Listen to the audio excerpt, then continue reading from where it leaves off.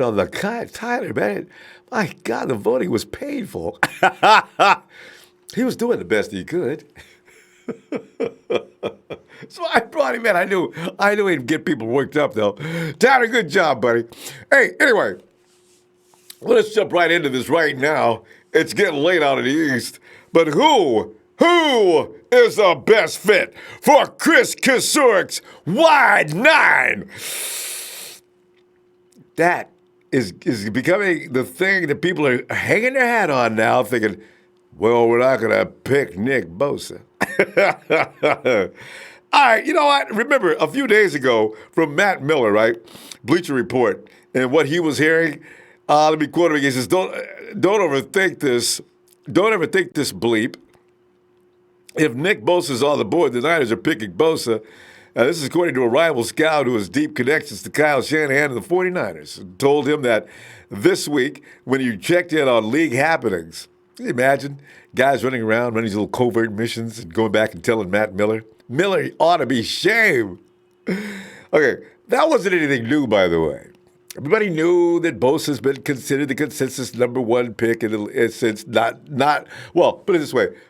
Bosa's a consensus number one pick that's not a QB. QBs get to be number one picks because they're QBs and not necessarily the best player because quarterback's got to prove that upon getting on the team, right?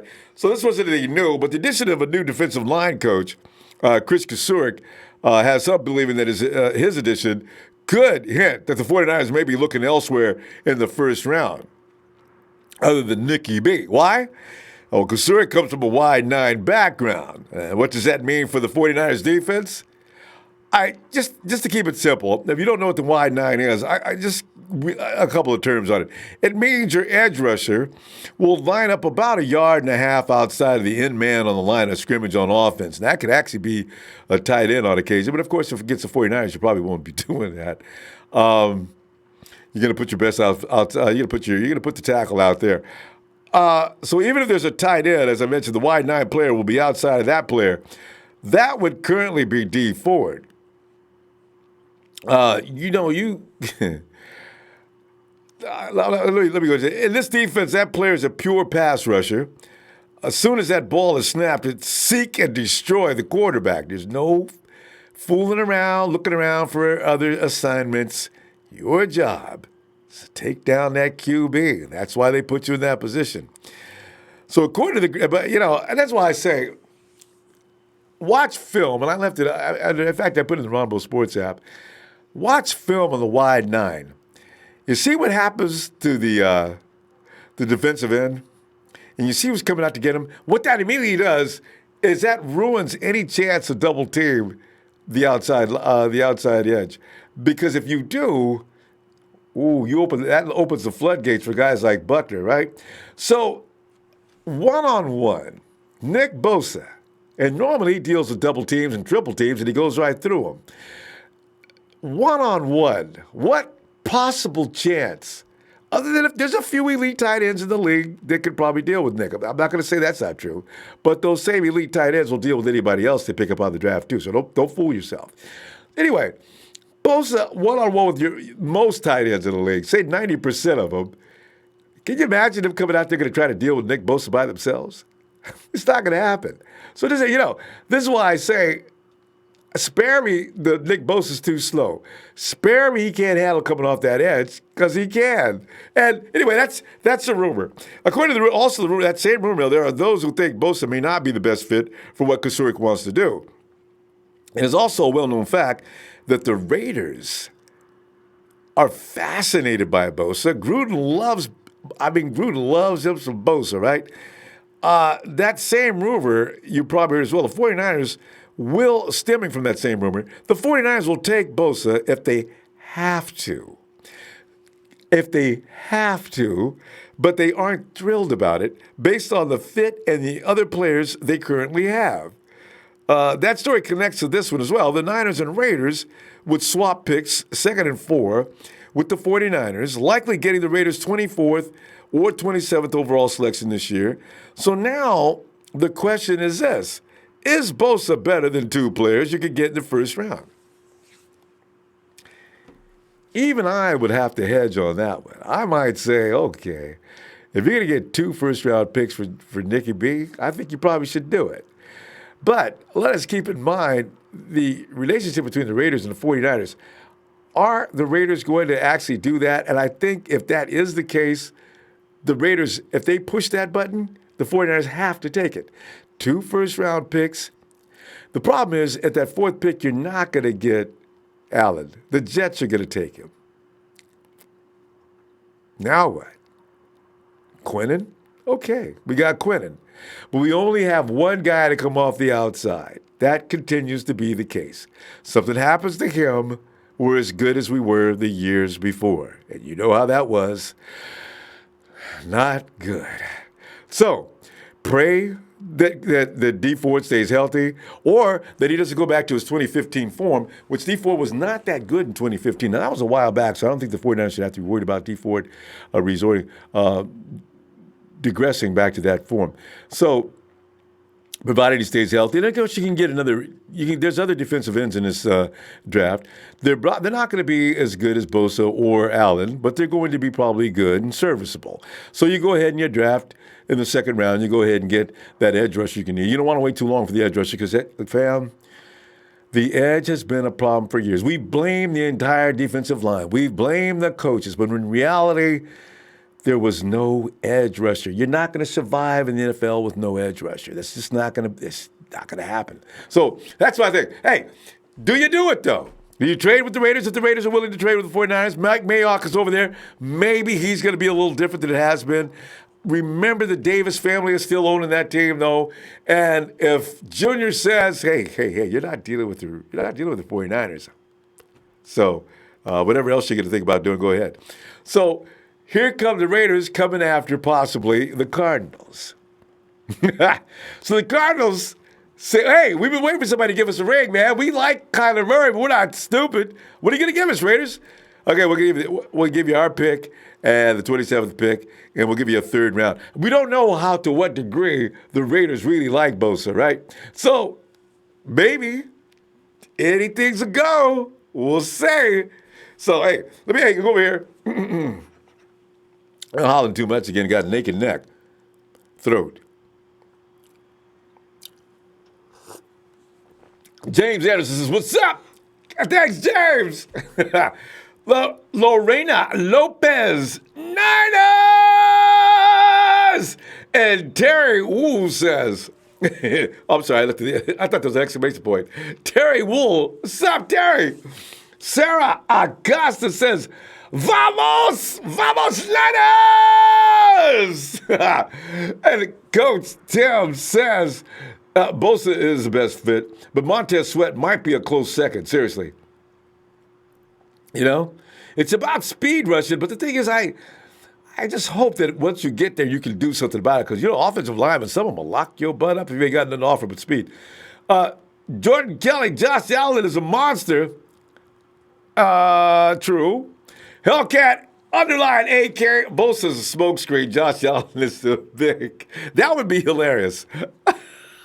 I mean, I like Josh Allen, but the hype works both ways. Terry Wolves is Bosa's the pick, but I wouldn't be mad. I wouldn't be mad either way. True. David Volkerts, Niners! Chad Garrison, what's good? He said, Jersey, the hat combo you have on today is deadly. Thanks, Chad. Oh, my goodness. Okay. Fam, I got to tell you, though, I am a little worried about this. I am not worried about the fact that Bosa would be handicapped by the wide nine. I don't think so for a moment. When Bosa comes off that edge, he comes off like he reminds you of the Tasmanian Devil cartoons, man. Anybody gets in the way, they're going to get ate up. As I said, there's a few elite tackles in the league that might be able to deal with him. We may not even play him this year. But any man that goes out to stop Bosa one-on-one, don't bet on the other man. Oh, no. Coach says, and the wide nine is not a defensive scheme either. It's adjustment out of just about any 4-3. Well, I just call it that so everybody will realize it's not the same as just regular formation. So I just call it a scheme. or defense as well, it's described when you look at the dictionary wide nine defensive system, which is part of the 4-3. You can't run the wide nine out of the 3-4, obviously. So, got it, Coach. Mainly under front stacks with three linebackers, but we'll see it mostly in nickel packages. This is the thing: when you watch the wide nine, you've got what it creates too. That's really interesting. Is because as that line disperses, you got. Probably still see double teaming in the middle, which is very weird. But the running back has to stay in now. As the guy on the edge goes out to meet the edge rusher, now as things get separated, your blitzes, there's any combination of blitzes now, and Kyle, actually the defensive coach, will probably be watching to see where guys like Quan Alexander, who are excellent with that speed and adjustment real quick, they can now shoot those little gaps and creases that are being created by that complete separation of the front line. Because you've got to adhere to the energy coming off the edges, and now it causes a little bit of a mess. So how fast are guys? Fred Warner, the safety can be involved, but I don't want him to. Pretty much, I want to see linebacking blitz, and that's all I want to see out of that. You got three now, so if you got a Sam, and you got it's got a lot of benefits to it. We'll see how it works out, though.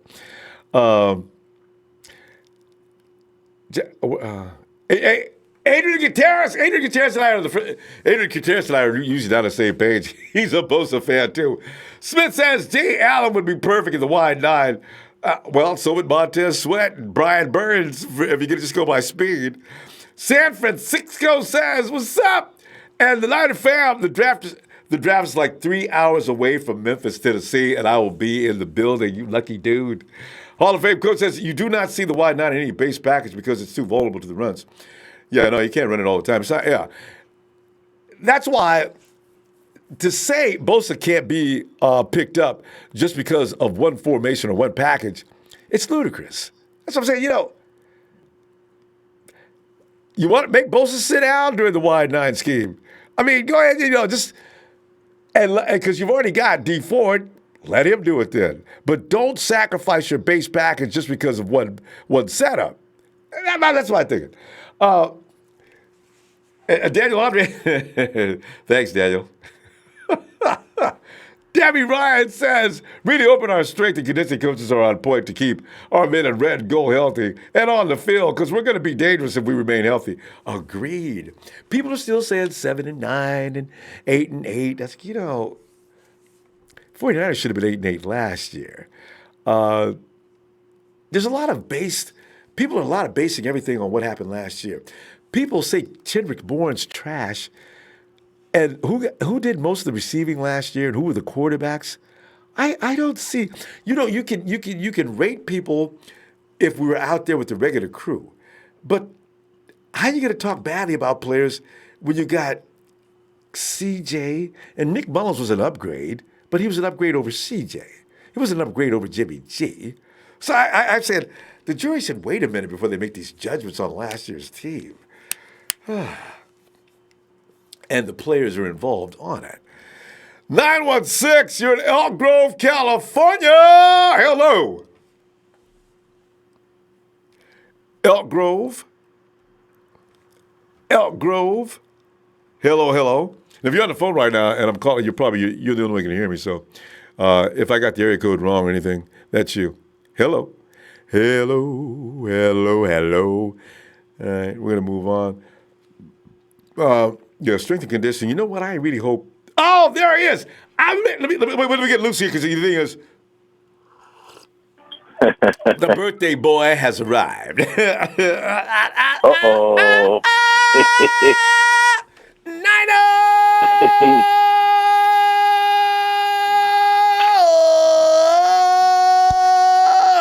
Rod. My boy. Rod. What's going on, Ronbo? Oh, man, Rod, just sitting back here, man. The rumors are getting ready to get wild and crazy. And you knew they would before we get to draft night. Rod, did you see that one I read? Dude says, I don't even know who he was. I think he's just some kind of hack that's having fun, right? He says, 49ers with Kyler Murray now being the number one pick in the draft could consider trading Jimmy Garoppolo up to the number one for the number one pick and taking Kyler Murray. I says, you know what? I need to find where this dude lives and knock on his door. Boom, boom, boom, boom, boom. Yes. Oh, hey, I the hell responded is wrong to with this dude you? on Twitter. Did you see it? Huh? What? Did you see my response to this cat? The same cat you talking about? Oh yeah, right. You see them, right? Okay. I gotta go check. What you probably said some of the things I was gonna say, but I had something else to do. What'd you say to him? Boy. Well, I said, hell no. I said, what are you smoking? And don't pass that shit to me. What is wrong with some of these dudes? They be just throwing stuff out there to Man, get I don't people know. fighting. My God. We're going to trade up to number one and give them Jimmy G, and we take Kyler Murray after putting all that time and effort in getting Jimmy G. We just go say bye. And then the Arizona fans will say, or people still say, yeah, but you don't mind the Cardinals getting rid of the last year's pick, Josh Rosen, and taking Kyler Murray. It's a different story. Okay. Let's It is. Rod, It is. let's say happy birthday to you, Rod, and you get into your thing, man. It's Rod's birthday, fam. He's last day of March. We're just not getting around to it because Rod's been busy. Rod, are you ready? Man, I was been ready, man. Wait, let me loosen these up a little more. Hey, put a little Sinatra in it now. A little Sinatra. Then boo, apple Susie, apple boo boo, we're gonna tune up. Happy 9th birthday to the Rod. Happy 9th birthday to the Rod. Happy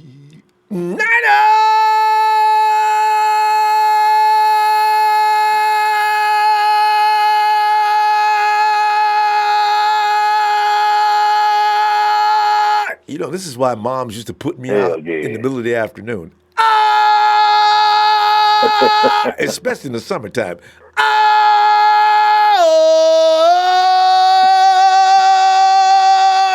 Birthday to my man, the Rod.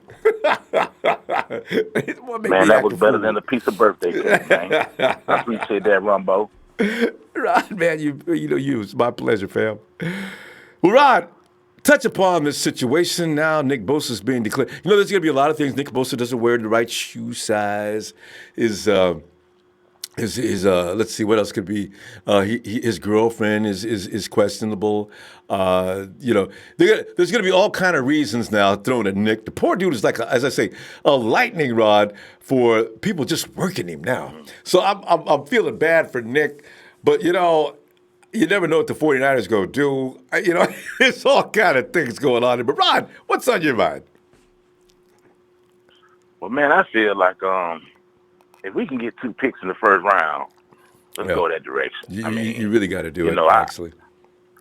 I would love to have the best player in the draft. I would love to do that. But, this is a team that has the win now mentality. So, with that being said, you got to go for what's the best route. And I think 2 first-round picks, if we can mess around and pull that off, man, we got to go for it. We got to hit the green light on it. You got to, because that's too much. I mean, Bosa's good, but I don't know if he's 2 first-round picks. You know what, though? The thing I worry about the most, Rod, is the thing is we're not going to be able to get Allen with the 4th pick. The Jets go swoop him up in a heartbeat. So, because they've already made that clear, because they didn't get, what's his name out of Minnesota? Flowers jumped up and said, no, not Flowers, what's his name out of Minnesota that came over there and said, I can't stay. I got to go back to my uncle in Minnesota. I'm sorry. What was that fool's name? I remember. Anyway. Damn, I go blank. Blank when you put me on the spot sometimes. But the thing is, anyway, they're going to replace, they will take, they could, as soon as the 49ers don't take, he is already, Josh Allen is a Jet right now. So you're going to have to settle for the 4th pick. I don't know what you get it for. What would you get it for? Well, Montez Sweat's still there. Yeah, Montez Sweat is a good option. So is Quinnen Williams. Are you leaving Quinnen? I don't think Quentin gonna be there for. Anthony Barr, Ronbo. Anthony Barr. Sorry, Oh, fellas. thanks, His fam. name was Thanks. Anthony Yeah, Barr. Anthony Barr is a dude that got Yeah, traded yeah. and came over there and but not traded. He came over there, signed a contract. Y'all hold me that contract. I have to go back to. I'll get your little Weasley butt on out of here, And so he left and went back, and that's why I said they gotta replace Barr. So Josh goes to the Jets, and then Quentin is supposedly arguably the best player in the defensive player draft. So you go ahead and get Montez. I say go for it, man, because one thing you and I both love is those guys at the SEC. Yeah, that's And true. when it comes to defensive linemen and linebackers, you don't get too much better than Roll Tide than Mississippi or Mississippi State. That's true. It's like sister states, man. Montez, I think, has the agility and he has the good first step. And I think with the Forrest Buckner and D Ford, it's a formula that could work, man. Yeah. But I think also having that additional pick will give us opportunities to go after a safety. We badly need a safety since we didn't get it done with Earl Thomas. Yeah, because for reasons you can give that 24. Yeah. That 27, can you get the safety you want? And then we keep our second round pick. So we're picking about 4 players later. Right. And we can go ahead and get that wide receiver. And then we kill. Ooh. Right. You got to take that deal. If the Raiders do it, you got to take that one. I'll go along with that. Oh, hell yeah. Yeah. I think a receiver at 36 would be just the right spot, man. And there'll still be some good ones there. Yeah, but truth be told, I mean, we got to make these cats make us a winner, like the Giants said at us when they didn't give us the old Odell Beckham Jr. The general manager made the statement with whatever transaction we allow to happen, we got to feel like we won. So we got to make sure we win. Yeah. Because these guys had opportunities to make moves when we tried to at an earlier point. I was reading an article today about the Giants and the Browns, how when the Browns made the offer, 49ers front management was actually going to up the deal. Right. But Cleveland never returned the call. See? So, Oh, you mean the Giants? Because that's why I always say people just don't want to deal with the 49ers. It's like we've been shut out on every deal, and sometimes the 49ers are willing to give more than what the opposing team who wins the trade.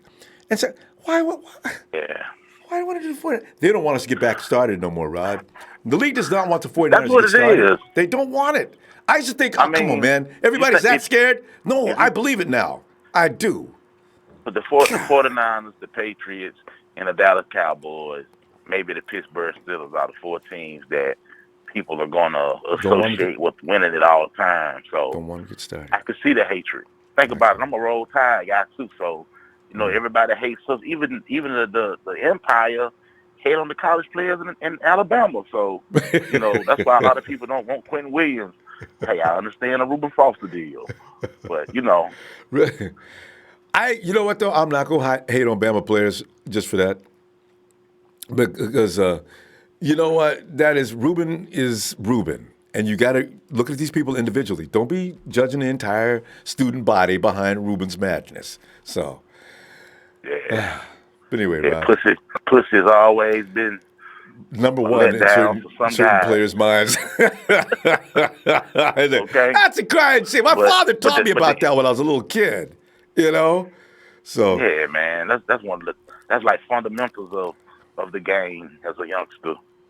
But to put it in movie terms, as far as this draft go, man, like my boy Denzel said on training day, it's chess. It ain't checkers, man. You got to go for what's going to make our team an overall better team and not just at one position. Dang right. If we can make it happen. That's right. All right, Rod. Rod, fam, I'm going to tell you what, I'm going to go ahead and look for you. Tomorrow. It's Sunday. We got Monday Night Raw, Rod. See you tomorrow. Monday Raw. Sounds good. Sounds good. Happy birthday, Rod. Ronbo. Yeah. And Niner!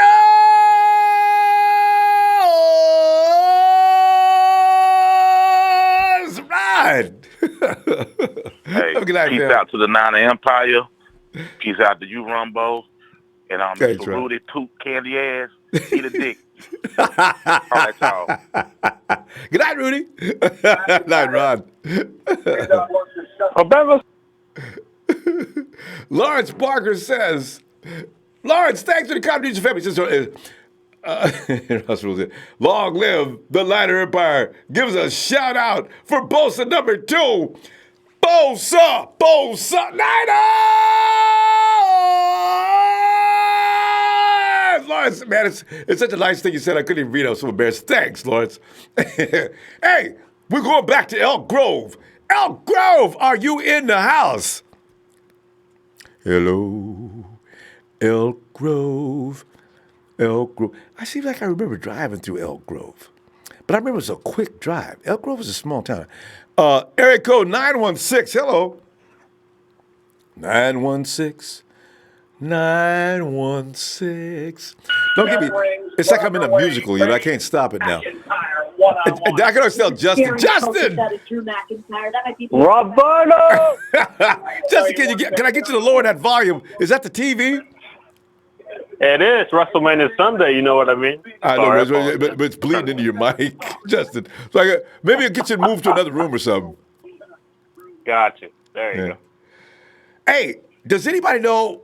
Did Notre Dame win? Are they the number 1 NC2A basketball team in the country, or did they get their butt whooped? You see. Who? No, that's okay. Somebody give it up to in the chat anyway. I was just wondering because I thought everybody was watching the game because I wasn't. Because I'm not. NBA made me mad years ago, and college basketball I never was watching that much. But I did hear about Notre Dame getting there, which kind of shocked me because I didn't even know Notre Dame was a force in basketball. It's usually Krzyzewski and his Duke Devils every year. I mean, it was in it too, from what I understand. But anyway, Justin, let's get back to. They lost 82-81. Oh, Notre Dame lost 82-81? Damn. Against Baylor. Baylor? Baylor's a football. They used to be. Baylor's winning in basketball, and they won a cliffhanger by 1 point? I am impressed.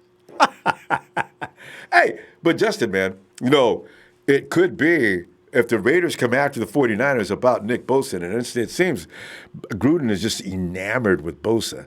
If he goes up and says, listen, guys, let's put away the bad blood, and I know you guys still pissed off about Khalil Mack. I don't blame you. But listen, I'm willing to make that up to you, and I'm going to give you 2 first round. I'm going to trade you my pick at number 4, and we're going to give you the 24th. You want the 24th or 27th? Make your choice. All right? You want the 24th? Fine. Take the 24th, and let us have Bosa. I don't see that happening. I really don't. I just realized why that's not going to happen too. You're right. It would have to take place on draft night, wouldn't it? Because what if? Yeah. That would have to take place because it will take place because, and I saw your live stream like an hour ago about the draft. There's no way we're taking a wide receiver in the 2nd round pick. There's no way. There is no way. There is no way. There is no way. I understand we're taking an edge rusher in the 1st round, but a receiver in the 2nd round, that's a gamble. That's a huge risk. Justin, where are your priorities? Are you O-lineman, safety, or wide receiver in the 2nd round? Obviously not wide receiver, but where's your other? What are you doing in the 2nd round? I'm all for the first. So I guess we're going. I guess 1st round we're taking edge. I think we got to go with edge. 2nd round we got to go with lineman. Yeah. 3rd round we got to go with. We got to go with at least 1 left tackles, and then the 4th I think it's hard. I think I have to go to safety position. Even though Marcel Harris is pretty nice, I still think. But Marcel's a box. Justin, if we have an issue, it might be the free safety. And I don't know if I want to say Jimmy Ward is trash, but I do worry that Jimmy Ward, his history says he's not going to survive. Oh, no. This is 3-4 years in a row. So I guess we can assume Jimmy's going to struggle to stay on the field. If he doesn't get taken out all the way, it'll be for some period of time, whether it be 2-3 games, 1 game, I don't know. But, we still got DJ Reed. You got Colbert. I don't know. Go ahead. Well, Colbert changed his name to 38. Changed his number to 38. I'm guessing because he realized that 27 brought him bad luck or something. So I'm assuming that's what happened. Well, yeah. I'm assuming one of his teammates were like, "Hey, you got to change your number if you want to get back to where you were, because you had an ass year last year." And but I'm just I gotta say I go with fifth round. We gotta go with at least a punter, because I feel like Notre Dame punter. Which round? Which round? Fifth round, at least fifth round. Fifth round, yeah. Fifth round, good. Because we don't have no punter right now. We don't have. He ain't that good. Forgot his name. Is his name something? UL. Justin something. Yeah. Justin Volger. There you go. Yeah. 41.6, worst opinion, and I even though people say my field position is important, man. You got to be able to get that team back, man. So yeah, you're right. Even though a lot of people say, why you take a punter in the fifth round, I'm saying because I think that punters are going to drop to fifth round.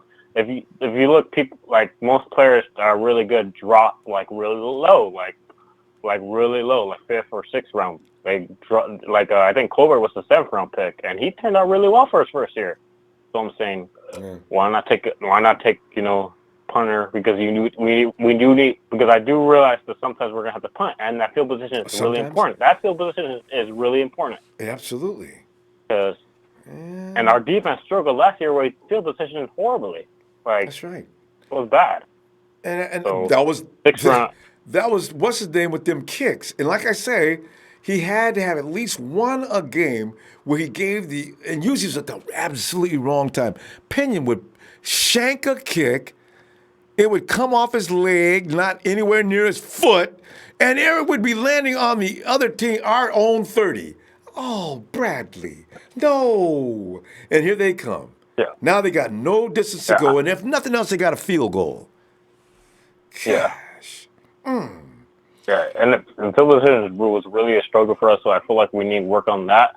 Even though edge rusher is something we still need to work on our kicking. And we still have and Robbie Gould has still not signed his contract, so that makes me worry. Like, he might be asking, Ed, trade me to Chicago, which we could get some picks, you know what I mean? Force the matter, yeah. Ooh. I feel like he's going to ask for a trade. I feel like he's going to ask for a trade. Whoa.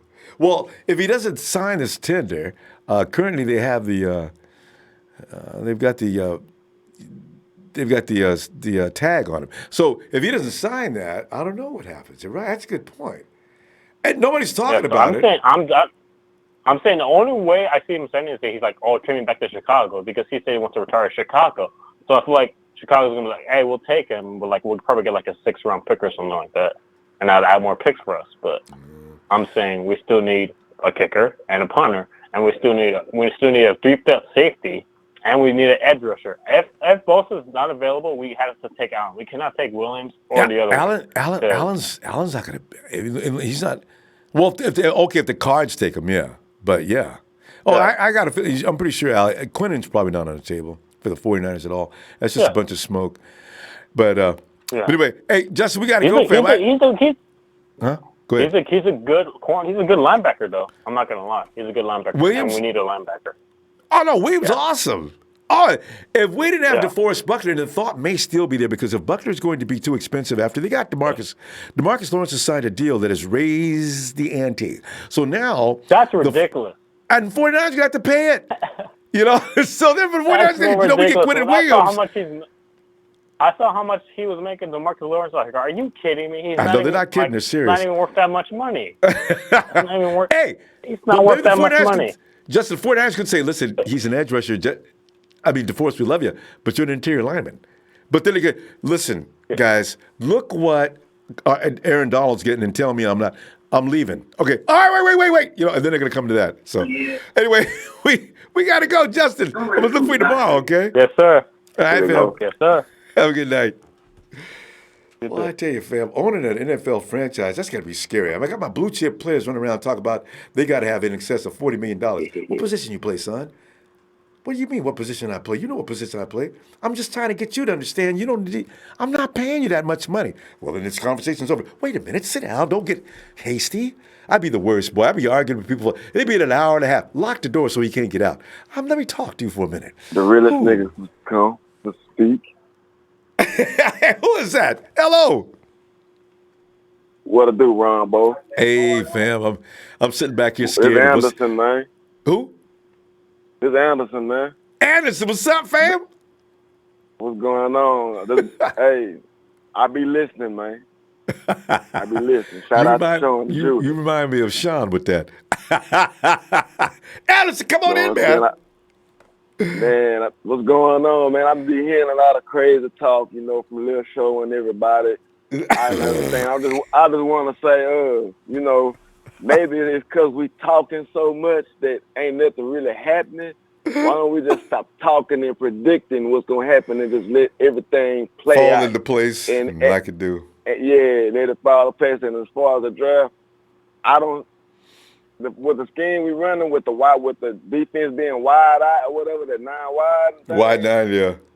But that's not going to be a base package. That's just going to be for certain situations or timing and things like that. Okay.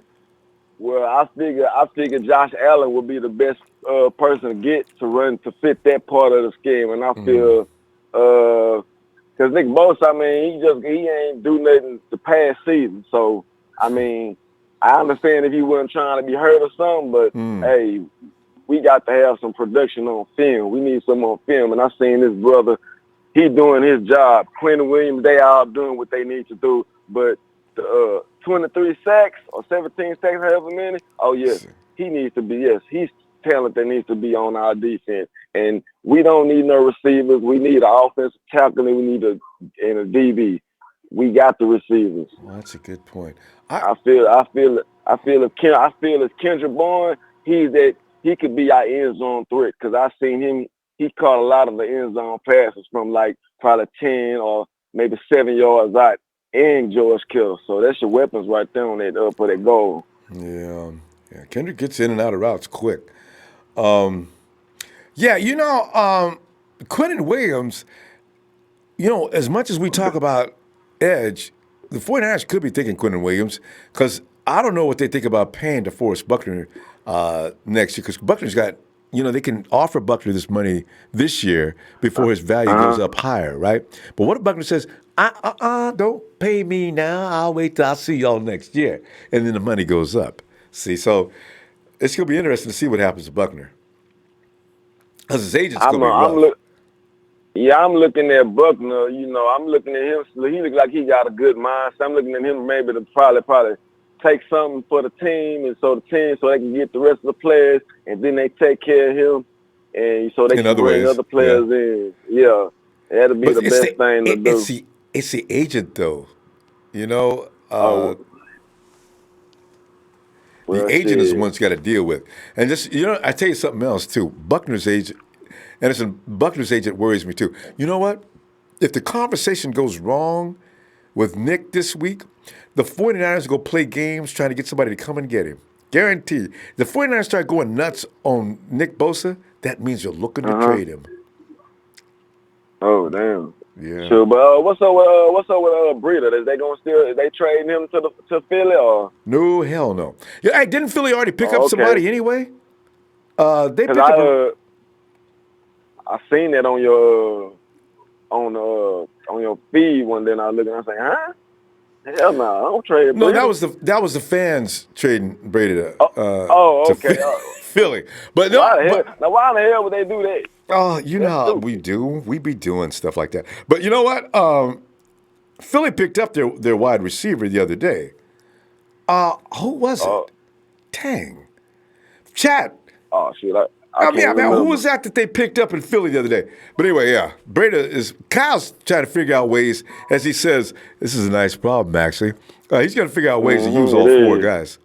So. Yeah, because all them dudes, and then we still got Jet Wilson back there, right?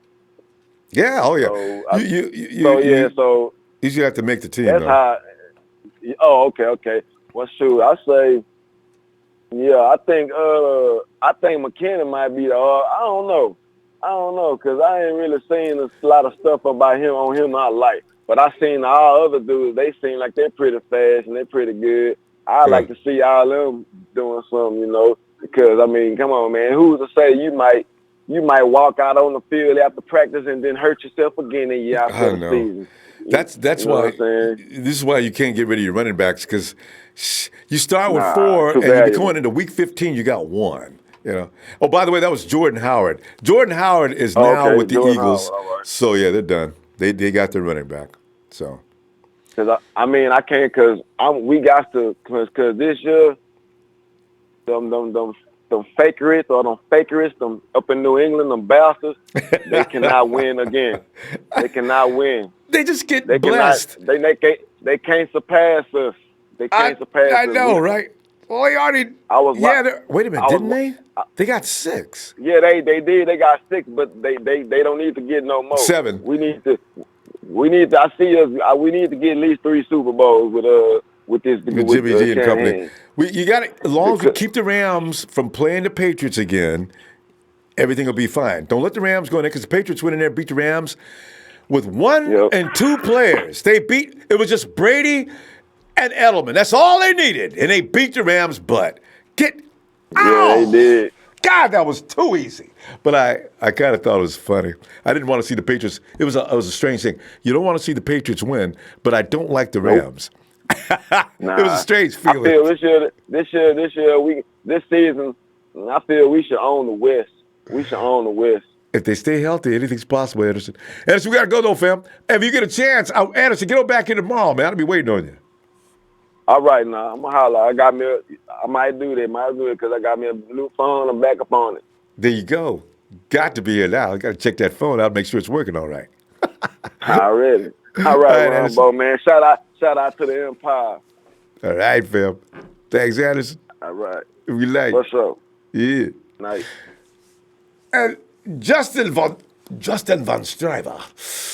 Thank you, Justin. He says, we trade with the traders. We take who's left. By the way, I was going to get hit on that just real quickly. Here's the thing. The Raiders and the 49ers have to wait a minute due to the fact that what if the Cardinals do a 360 all of a sudden say, psych, we're taking Bosa. And then we already got the picks. And the Raiders go, whoa. The deal's off. And I'm sorry, the deal's not off. The deal is off. We're on the clock. We're going for it. The deal is off. We're not doing that. So they got to wait till that night to make that deal. I just realized. And also, Angel going, yes, Angel. He says, we don't want no one with the possibility of being named Bosa the Clown on our Niners. Joseph, people are taking shots at Mrs. Bosa's baby. Boy, I don't understand, guys. That's just mean, Angel. But thanks for your contribution, though, Angel. Hey, Curtis McLeod says, O-line in the second. Staley and Garnett are in last years of contract, and Garnett's still in the doghouse. Plus, Person is mediocre. Plus, we can't let Jimmy G get hurt again. Boy, that's true, too, Curtis. But Jimmy didn't get hurt because of the offensive line last time. Jimmy got hurt because of bad judgment call at exactly the wrong time. Jimmy, get your cute little butt out of bounds. No. Boom! Oh, Jimmy, what did you do, man? What are you going to do? God, that could have been so prevented. Anyway, and to get Will in here, and make sure that you know who is not on the other line. He's not here, is he? Will, man, I apologize the other day, man, because I don't know what be going on with, boy. He gets drunk and calls in and just starts calling people out like it's, I don't know. Jack just be tripping. Anyway, Jack, if you listen, you know I'm telling the truth, man. Don't do that, Jack. Anyway. Ronbo, what's up, man? Hey, I just want to apologize to you, Ronbo, and I just want to apologize to the Empire, man, for the way how that went down, man. You know, I should have handled that, a little bit different. You know what I'm saying? No, you got certain people that like to act like they tough on the internet. But, if you pull up on them, they really ain't going to be about that life. You know what I'm saying? So, I ain't really tripping. So I just want to apologize to the Empire, man, and to you, Ronbo, because I know, you take time out for us to voice our opinions about the 49ers. And that's what it needs to be about. It needs to be about, talking about the 49ers and all that stuff. So it's all good, man. I shouldn't respond to clowns. So I ain't gonna speak on that no more. But anyway, but you know what I'm saying? I'm still it's appreciated, Will. Thanks, fam. All right, go ahead, jump on into it. Yeah, man. I just want to say, man, I'm sticking to my guns with Bosa, man. I got these guys in order. I got Bosa, Williams, and Allen. Bosa just got that God-given talent to get off that edge, man. He works for it. He grinds for it every play. I understand that, people saying there's not a lot of tape on him. But the dude, he legit to me, man. And Quentin Williams, I got Quentin Williams as my second favorite pick because I looked at some of his GIF on Twitter.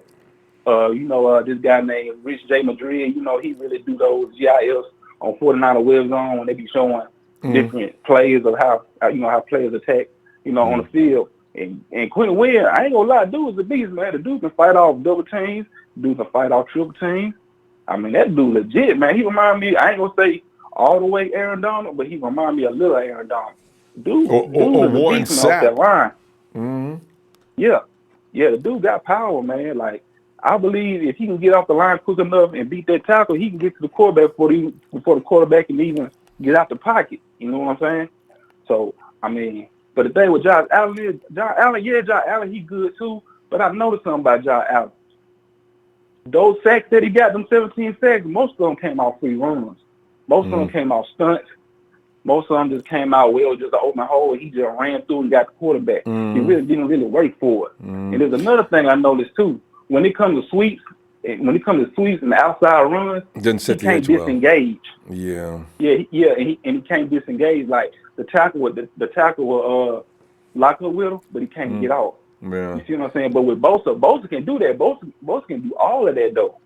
That's why I'm saying Bosa is the best pick, and you really don't really want them to get another D lineman because you get D lineman. Like I said, man, you're gonna have Williams, you're gonna have Armstead or Thomas out on that edge.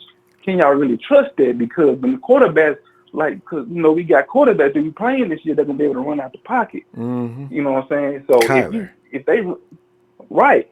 So if you can't run towards broken the D4 on that side because you ain't gonna go nowhere. The quarterback gonna get locked up.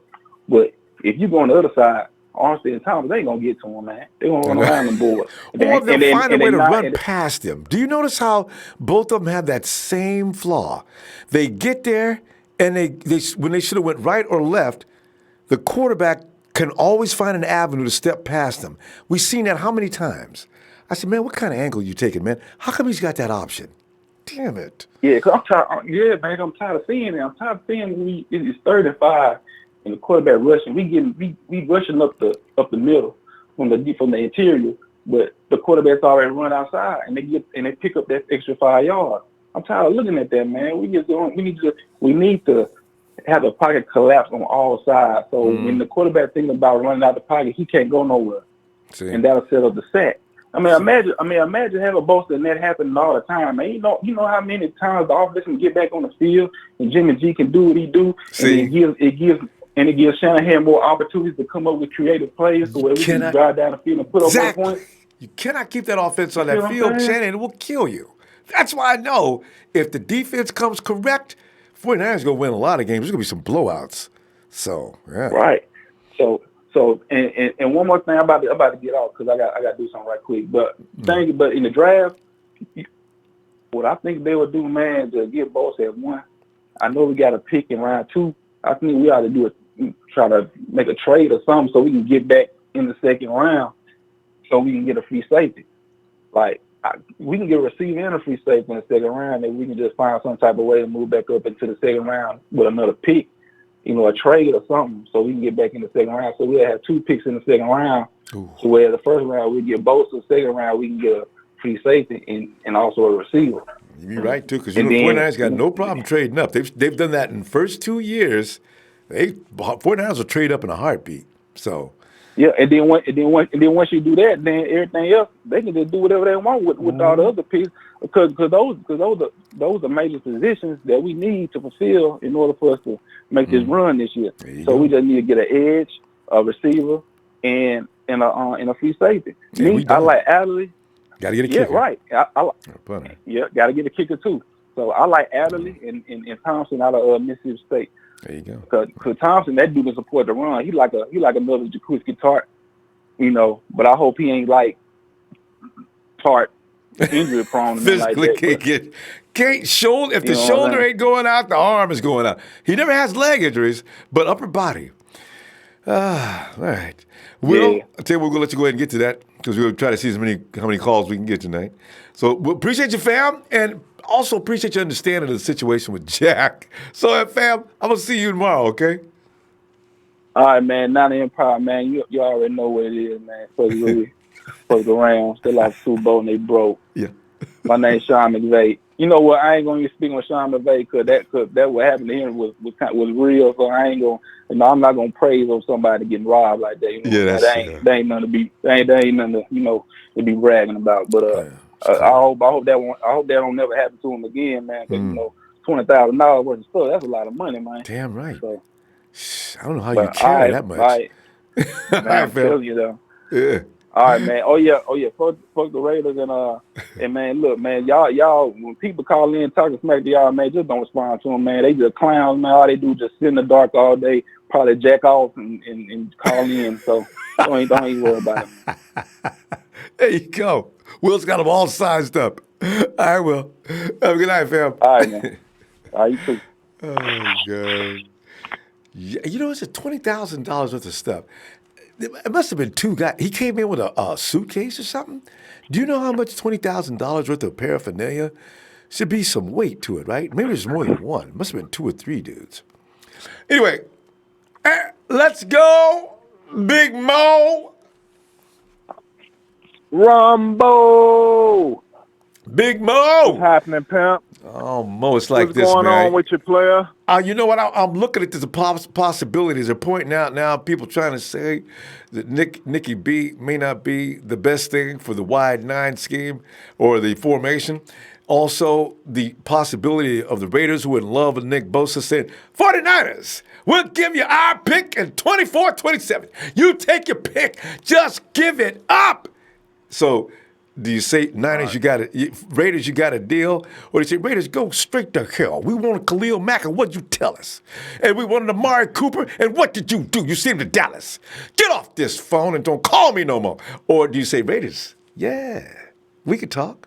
What you gonna do, Big Mo? I take that in a heartbeat, Ronbo. 2 first-round draft picks. Shit. I'm gonna tell you, Big Mo, make them add another pick too. Y'all like Bosa that much? Give me a 5th round pick. I ain't got one. Go ahead and give me a 5th round. Yeah, I take that too. Shit. You want to throw in a 7? You could throw in a 7. Yeah, yes. I take that in a heartbeat. Oh, right. We ain't got no 7th round pick. Give me a 5th and 7th, and the day is done. Mo, you'll hear quiet for about 15, 20 seconds, so. And they'll say, all right, man, gosh, Jesus, John, why you want to do me like that? You want Bosa? All right. I hope they film it. I'll take that deal all day, Big Mo. Yeah. Yes, sir. But you know me, man, I'm a little I like Bosa, man. It's hard to say, man, because people think you're going to try to knock him, and I'm not trying to knock him. I think he good for 7 to 9 sacks a year. That's a good player. Yeah, oh yeah. First year especially. After that. Yeah, that's a good player. Yeah. You never know. Yeah, right. I mean, I'm thinking he's going to be in that neighborhood, 7 to 9 sacks. Maybe he can be better. Who knows? But yeah, Big to Mo, me, I think they're going a whole nother route, Ronbo. I think they're going a whole nother route. And get Quinton? Well, I don't know. They spent all summer trying to get Odell Beckham. So wide receiver is top on their list. You see wide receiver in this draft, though? You see wide receiver in this draft you want to get in the 1st round? I see them taking a wide receiver very early, Ronbo. First round early. Very early. Don't be surprised about that. They spent all summer trying to get a wide receiver. And go back and look at the tape, man. Our wide receivers are really bad against press man. Yeah. Press man, we can't do nothing on the goal line. Ronbo, we was the worst goal line team in the league. Yeah, but we had the worst quarterback, too. CJ was out there for how many games? 4 or 5 weeks before Kyle decided? Okay. Yeah, but receivers weren't getting open.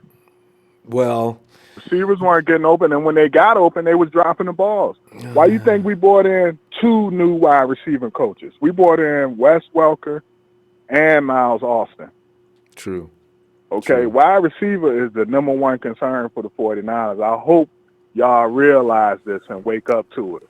Well, okay, we got 16 defensive linemen on the roster right now. 16. Yeah, but remember though, none of them are. If they was coming off the edge raising hell, they wouldn't be looking for nobody. You know, only thing I got to say though about the wide receiver thing is, remember when Jimmy G came in that last few weeks in 2017, all of a sudden we had all-star wide receivers. He was throwing for 300 yards a game. Every receiver in the game had double-digit yards. I still think it has a lot to do with the quarterback. Yeah, that was until the league figured out that we're not very good against press coverage. When they figured that out, we are really bad against press coverage, Ronbo. Goodwin can't get off it. Pettis struggled getting off it. Trent Taylor, he got pushed down on the Jimmy G injury play. He got pushed down to the ground. That was supposed to go to Trent in the flat. He got pushed down to the ground. Jimmy G had to scramble. That's the end of the season for us. Yeah. So I'm telling you, wide receiver, do not be surprised, Ronbo. I know it's going to be disappointing. Who's capable of it? Because I think it's A.J. Brown. Yeah. A.J. reminds me. A.J. Brown. He reminds me of Amari Cooper. Could be. I wouldn't be surprised, Ronbo. I'm telling you, especially if they trade back. Taking them at number 2, I can kind of see, well, okay, they'll just say, we'll go with Bosa or we'll go with Williams and then try to get back in the late first. But these wide receivers are going to go in the first round. Especially there's not very many of them. Yeah, they're going to go in the first round. So if we trying to wait to the second round, we're going to get another mediocre wide receiver. The 49ers love to trade up. Now, the 49ers do not like to trade down, as we can see, unless it's like one place or something. They already had plans when they dropped. They'll trade with Chicago that year. They picked up Sullivan, but they've traded up twice now. So, right. Oh, they'll do it. They'll do it, and I think they will do it if they need to get the receiver they want to get. But that's Kyle Shanahan wants a wide receiver for it now. Yeah. Y'all might as well get your popcorn ready. We haven't had a Pro Bowl wide receiver since Terrell Owens. But is he in this draft, though, Big Mo? Wide receivers, it's like Trent Baalke wouldn't draft any more wide receivers because he was scared every year. I blame him for that, for being that kind of scared. But wide receivers are a tricky thing. You could be getting the consensus wide receiver, but he not necessarily will be in the first round. You know what I'm saying? Like you look at Antonio. Did Odell go in the – Odell was a first-round pick, though, wasn't he? Yeah, he was first round. He was like 11 or 12 or something like that. Yeah. So it's really hard to pick them dudes because guys that look good in college – because it would be funny if DK Metcalf ends up being the premier wide receiver after everybody said DK can't run no routes. I'm telling you, look, listen, y'all do not be surprised if he goes number 2 or number 6 or anywhere in that top 10. Yeah. I'm trying to tell you. People talking about the 3-cone Ronbo. Listen, it ain't no cones on the football field. Okay? It ain't no cones on the football field. Big Mo, we got to go, fam. So I agree. Yeah, but I'll get with you, Ronbo. I'll call you Monday night. I'll be looking for you too, Big Mo. All right, fam. Yes, sir. Take your time, Ronbo and Big Mo. Calling all, player. Like Mo. Big Mo. Boy, Mo's right, though. Boy, ain't no cones on the field, man. I don't know. Wide receiver. That means that Big Mo and Tyler agree. Top priority number 2 is wide receiver. And you know what? There's reason to believe in that, too, because the 49ers, Kyle's already made clear. He's made publicly clear that he wants more receivers added to that group. And Jeff Tan says the Baylor Lady Bears won, not the boys. Oh, okay. Oh, what's going on with Notre Dame? Did they win it or not? And Coach says wide receivers got open. CJ just held the ball too long, and we don't have 2 wide receiver coaches. We have 1, Wes Welker. Austin's a QC coach, not wide receiver. See, that's what I was saying too. And I know a lot of people blame the receivers, but I said, Jimmy G had all those guys because the ball timing and everything was right. I think that has something to do with it as well. I really do. The wide receivers aren't nearly as much trash as they are. Like Coach says, CJ sitting back there. CJ, throw the ball.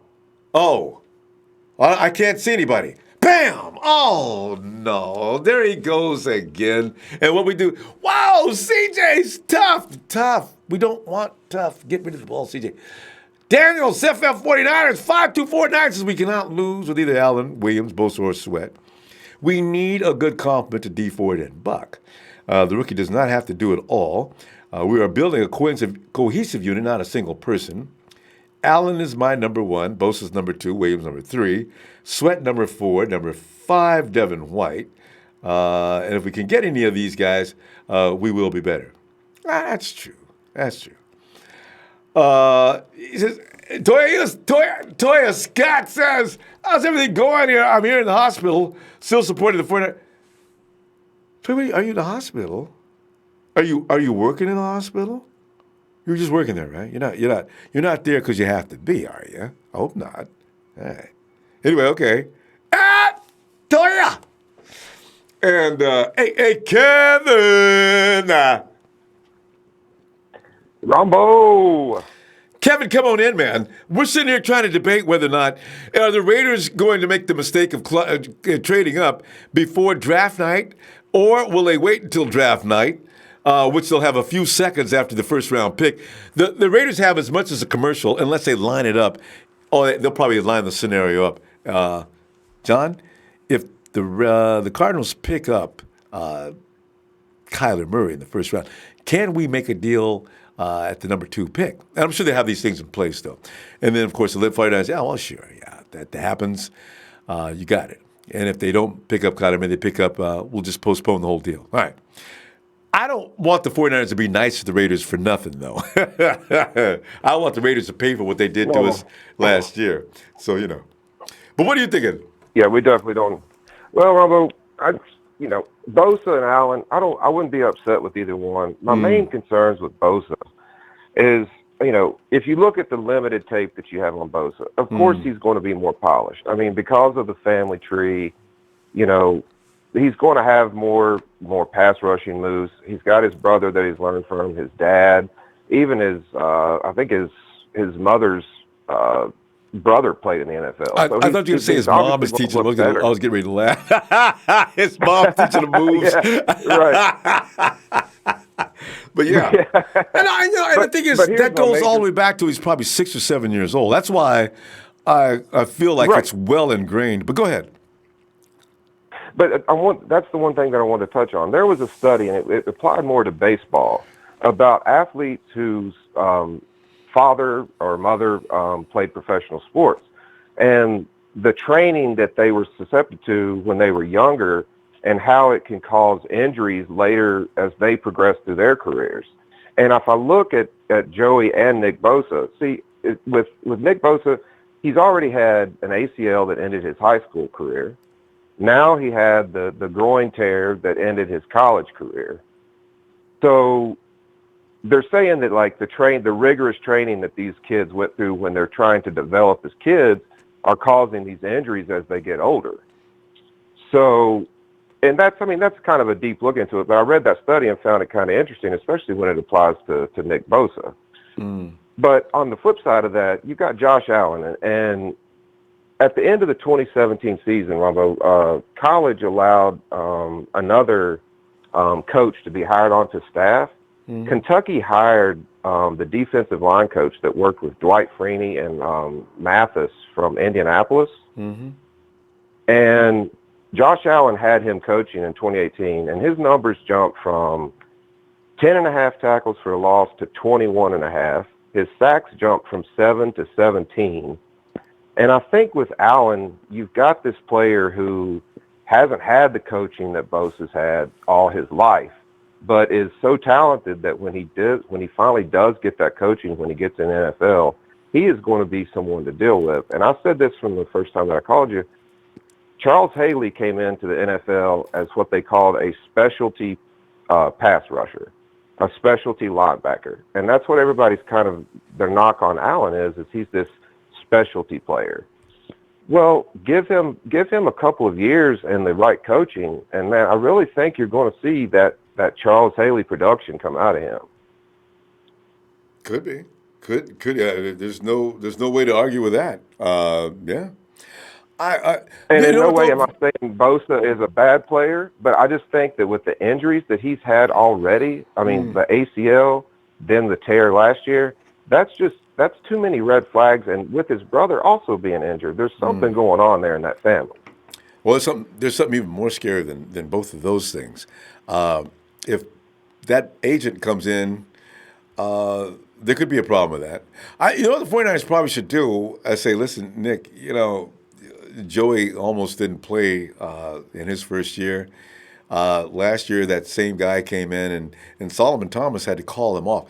Can we get you to deal in good faith with us? And I mean, there's going to be at some point you're probably going to have to call him off. And I'm sure Nick's going to say, well, that's going to be up to my agent. I mean, I'm not going to speak for what's going to happen now. I'd be foolish to do that. At that point, you know what? Bosa could be out. I don't think the 49ers want to deal with a lot of stress from that agency. So that could be a determining factor as well. But you know what you're saying about players learning too early? Do you know that that's a problem in America right now? Kids are so focused now because of the money involved in professional sport. You've got little girls hurting themselves in gymnastics. You've got hundreds of boys. I've heard little leaguers, their arm is hanging already as pitchers. In Little League. He didn't even get a chance to get to junior high and his arm's already hanging? Oh, guys, that's bad. Yeah. That's terrible training. So, you're right. It's rampant across America. So it's not only just Bosa's family. I think this goes on with way too many athletes. Basketball, they got bad knees. Yeah, that study that I read was like, oh, I'm sorry, go ahead. No, I'm sorry, I was done. Go ahead. Oh, no, I was just saying, I think that study was kind of talking about the increase in the Tommy John surgery that pitchers have, like where they're doing that to the little leagues, like they're having them pitch way too much. And you don't teach a kid You don't teach a kid a curveball at 10 and 11 years old. I mean, that motion on the elbow, that's not good. I mean, let him throw hard until he's about at least 14. I mean, Babe Ruth, Connie Mack, but don't have him doing that in Little League. If I had a kid out there playing and coach was teaching him that, I'd say, you know what, Coach, we're done. You don't know what you're doing. Yeah, so, and no way do I think Bosa's going to be a bad player. I think he's going to be a great player. I think Josh Allen has a much higher ceiling because you're looking at Bosa, who's had all this training all the way. Of course, he looks great now, but how much more is he going to improve? With Allen, I think his ceiling is a whole lot higher. Could be. There's no way to argue with that either. I don't know. But I just look at Bosa and I see a tactician already that's plug and play. This is why I like him. And also, as I said, I am impressed with his pedigree, maybe overly so, because I know when he comes in, he's going to segue smoothly into the NFL. I'm pretty sure, like you're saying, it's going to take Allen a little bit to get used to the NFL speed. It's going to take him a little while to deal with the offensive lineman in the NFL. He'll be good. I don't doubt that. I don't see it happening right away, but I do see it with Bosa. Is why I'm so enamored with Bosa. But I could be wrong. So we're going to see. Yeah.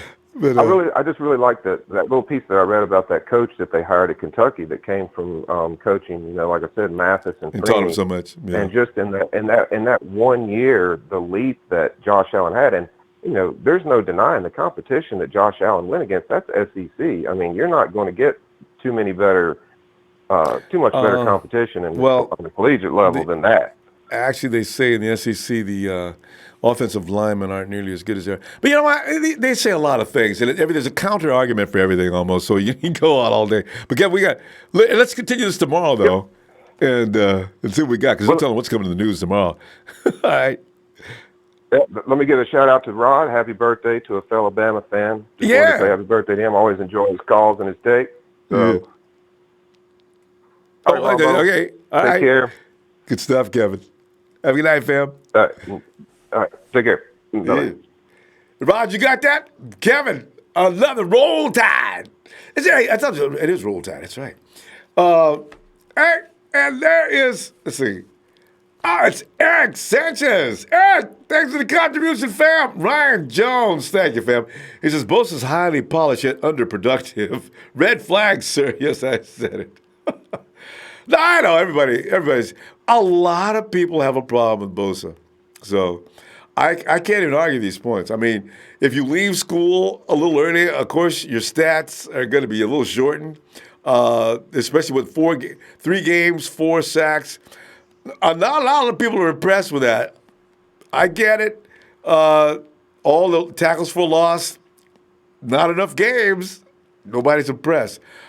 I'm just saying, I see a monster I want to see cut loose behind the 49ers line. And I know he's not going to need much. Just show him where the locker room is, show him where the line of scrimmage is, let him get with the coaching staff to learn what the plays are, and cut him loose. You got a beast. Hey, Jay, I didn't know James was on the phone. I wouldn't have been talking. James. Come on in here, James. Hey, what's up, Ronbo? James, we're sitting over here going over whether the Raiders are going to offer the 49ers, because they want Bosa worse than I do. And the 49ers could stand to get 2 first-round draft picks. James, if it'll make you feel any better, even I'm trading Bosa for 2 first-round draft picks. Well, I'll say this much. That's, in theory, it's a great thing to do. And at the end of the day, they got a real challenge because we're picking very high, and our expectations are to not be in the top 25 picks for years to come, draft wise. So with the Raiders, I mean, they know that they may want Bosa, but this is the thing. I don't know if they would actually offer that much for him, being that that is a lot. There at number 4, and we're right there. They're only moving up 2 spots. I know, right? Good point. It's not like they're coming from 27 all the way up to 2 or something like that. And with no chance to get him, I know. Right. And so, I don't know if they will make that move or not. And I think with the Niners, I was just listening to your last caller, and he made a lot of sense in what he said. And I'm kind of in the same boat, because who I'm sticking to in the draft, and I just feel that way. I'm not going to change, because I'm looking at. Don't give away too much. Don't give away too much. James is our GM next week, so he's going to tell you a little bit. All right, go ahead, James. Yeah, I just mean, you've got to look at productivity overall. That product productivity also includes availability as well. You don't want to. I mean, I look at Joey Bosa. That I think it was last year. He had something going on with his foot. He missed 10 games, man. Yeah, he came into the season with that injury. Yeah. Okay, he came in the season with that injury, and now here's his brother that so many people are so high on. But there's some things that kind of they make you wonder a little bit, because when you look at edge rushers are coming off the edge, but some edge rushers in certain plays, they, as well as screens, they got to drop back in coverage to a certain degree. They're not just all consistently the whole game just constantly going after the quarterback. And one of the knocks on him that a sports writer put on his biography about him. He said that this guy, do not attempt to put him in coverage. They didn't say he's got kind of limited coverage skills. They said I wouldn't advise to put him in a situation to have to be in coverage because that means he's just not that good in coverage at all. And then you look at the injury situation, maybe that's a true statistic that the other caller was talking about, kids that are coming out of the womb, they've got parents that have been athletes all their life, and the parents are basically training this child to be some type of athlete to make a living out of it. And at the same time, they start racking up injuries. And I mean, I'm looking at, believe me, I wouldn't sit here and just talk down about the player or say anything wrong about him if I felt that, there wasn't some issues to look at. That injury history is very scary. Picking him at number 2. It's very scary because these are not injuries that just kept him out 5 or 6 weeks. The groin injury, he took the whole season off, and I think they only played, I believe it's 12 games in college. In high school, a torn ACL that took him out for a whole season in high school. Now, to me, I'm just looking at the productivity with Allen. I mean, Allen is a rare talent. It's things that he might have not actually did that great in college, but he's got all the attributes to be coached at the NFL level to turn out to be a really good player in due time. And who knows, he might be one of those straight out the gate, like Alden Smith.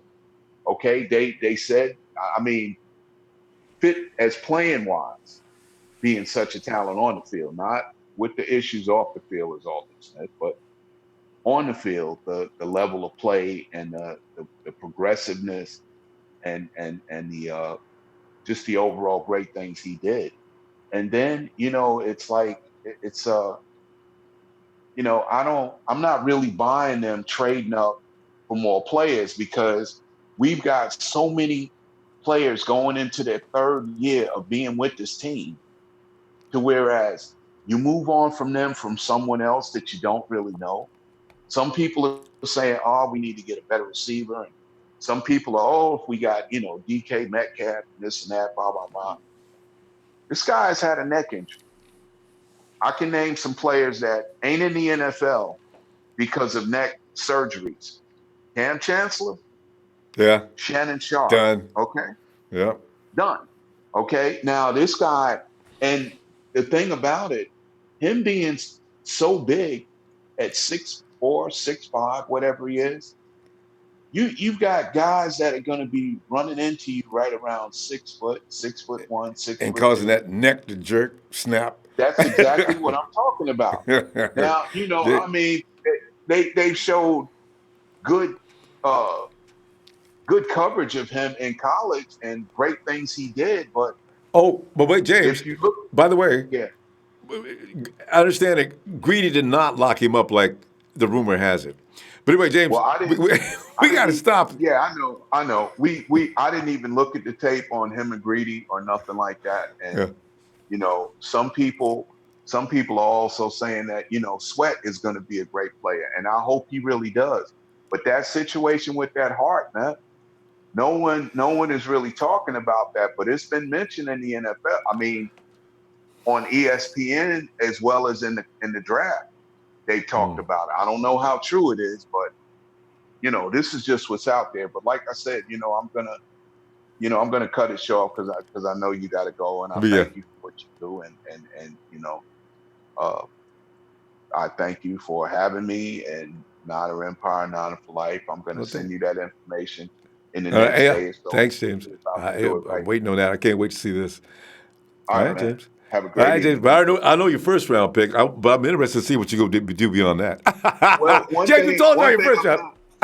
Yeah, one thing I'm not high on is really, do we go after another receiver when we've had all right, wait, don't get Don't give away too much, James. All right. But I'll tell you what. Let me see you tomorrow night on Raw, okay?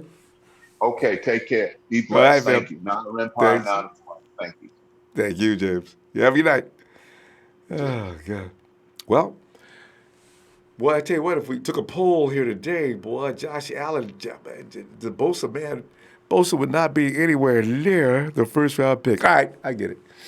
I ain't moving, though. I ain't moving. I still want that. Boy, every time I see him come off that edge, I love it. And you know what I love the most? When Bosa, he gets blocked, right? The dude thinks he has Bosa. Bosa lunges to the left or right. It's like the dude is set up. Dude is and the dude like sitting there going, and Bosa's watching whatever's going on, the quarterback or whatever. All of a sudden you see Bosa, bam, leaps over. The dude tries to run. Bosa's going after him and swinging at him like an animal. I said, I like this guy, Bosa. I started to be a long time ago. Bosa's sick. I love it. As Tony says, Bosa, if he's, okay, we'll come back to that second. Nighthawk. What's up, Rambo? What's going on? I'm in here like I always feel like the popular crowd is coming after me. And tonight, it's not about Nikki B. People want Josh Allen. And all I can do is stand there and say, well, yeah, you're right. And you're right. Because some of the things they say about Nick are right. He does have a tendency. He's gotten hurt a couple of times. He may have started training too early. He hasn't played that many games, so there's not a lot of footage on him. That one's weak to me, though. But, everything else, I have to take it in stride. But, Nighthawk, what do you think? Nick Bosa, number one, is that a bad idea? And would you trade the Raiders, although I don't think the Raiders are going to give up a whole lot for Nick Bosa like we was talking about earlier. It's only 2 spaces. So, but what do you think? Well, I mean, my opinion is, okay, like I said, other people said that he do get injured. But I like Josh Allen. I just don't. I saw his highlights. I just like the way he moves. No, he does a good job. It's not a huge drop off, but it's a slight drop off only because of the fact that Josh Allen's still learning. But you know what? Josh Allen, because he's still learning, there is no telling where his ceiling is. He could be the right guy. So I can't argue too hard. Now, this is something that I like Bosa. I'm not trying to cut down on Bosa too, but I like Josh Allen more because he can help because I won't be shocked if he comes in the team so fast and then they do something. Could be. And he could play the Sam. If something happens, his versatility is, if something happens to D Ford, he can move up to the Leo and we still got a guy. So, yeah, there's good reasons to take Josh Allen. I'm sure the 49ers are thinking about it. So. But like I said, if they don't get Josh Allen or Bosa, if they're both gone, I'm saying if. Yeah. If they're both gone, I said trade down.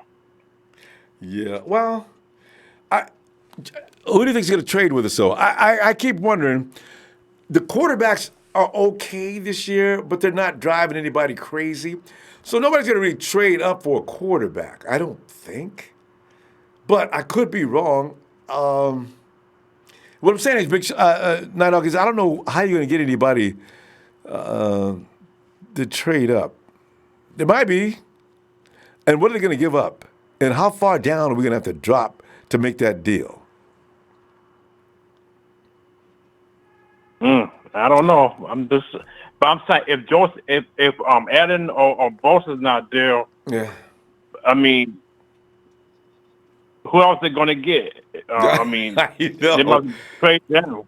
They might go ahead and go for Quentin Williams, and they draft an edge guy in the second round, maybe, because it would reverse the plan. They would get the best available edge, I figure, if they had to pick up, because they really like Williams, according to reports. So they go ahead. He's not bad too. He's good. I can play. He's not bad too. Yeah, he can definitely play. He's not a bad pick too. He's not a bad pick. And there's no telling who's available in the second round. Ferguson, even though he played at a small school, you may be able to coach him up and get him ready for the NFL. He had a lot of sacks last year, and he's pretty much ruthless coming off the edge too. So it's a tough call, Nighthawk. Tough call. Yeah, it's hard. I mean, it's hard. But like I said, I mean, everybody signed this deal the Rams. But like I said, I'm not scared of the Rams. I don't know why people ain't looking closely. The Rams got hurt this last season by. First of all, you got too many people in key positions leaving. Huh? I'm telling you, we're going to win our division. I'm telling you that. Tell you. I'm not scared of no stupid. The Hawks. Fuck the Seahawks. I mean, we already beat them finally. Fuck the Lamb Sharp and fuck the Cardinals. Oh man, it's our time. You know what? People don't understand. The people think that the offense is going to have a problem. You know, if the defense plays hard this year, does a good job, you cannot keep Kyle Shanahan on that field too long all day. If we have more offensive possession than the other team, you can pretty much forget it. I don't care who they're playing. I can't wait. Hey, Jersey, I don't care who the 49ers are playing. If the 49ers are possessing the clock offensively, somebody's going to get an ass whooping, and it ain't going to be us. Like I said, man, I'm telling you, we're going to win our division. Like I said, fuck the Rams, fuck Seattle, and fuck the Cardinals. As we plan on doing, beat them up each and every week. Woo, man. Well, Nighthawk, what else, fam? Before I go, they sucked at the Super Bowl. They got killed real bad. The fucking New England beat the shit out of them. They got fun to watch. So why should we be scared of the Rams? The Rams are nothing. I don't get it either. There's people running around saying, "Boy, Rams still own that division." No, okay. They don't. They're chumps. Yeah. Rams are chumps. Let's see if they own the division. I'm looking forward to it. All right. Hey. We'll find out. Yeah, we will. All right, Nighthawk. Have an awesome night. Out. Yes. A Niners!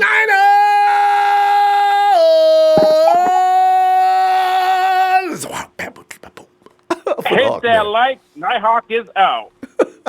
See you tomorrow, Nighthawk. Oh, my God.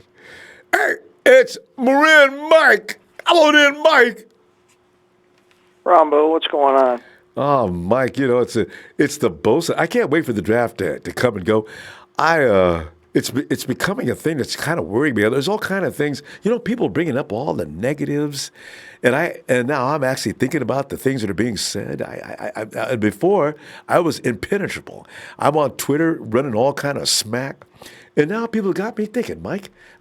I mean, Mike, what are you thinking, man? I mean, Bosa trade with the Raiders and get those first-round picks. I get that, but then somebody like James just said, now why would the Raiders give up all that to move up 2 spots? And then that made sense. So I felt better. I don't want to give up Mrs. Bosa's baby boy. I want him in San Francisco. So in the second-round pick, are we offensive lineman? Are we safety? Are we wide receiver? I mean, Mike, these are all questions for you right now. They're good questions, Ronbo. They're good questions. And as far as the Bosa thing, I heard a caller earlier that was making some good points about players being trained when they're young to do things like this and incurring injuries. Well, hold on before you start throwing psychology into this and studies that have been done. This is football, man. These players get injured, okay? Yeah. And I know Josh Allen's got a impeccable record as far as injuries coming out of college, and that's a good thing. That's great, But the fact of the matter is, his comment about how much farther can Bosa go? Allen could go higher. That's all speculation, Ronbo. This kid's 21 years. This kid's 21 years old, and if he's hungry,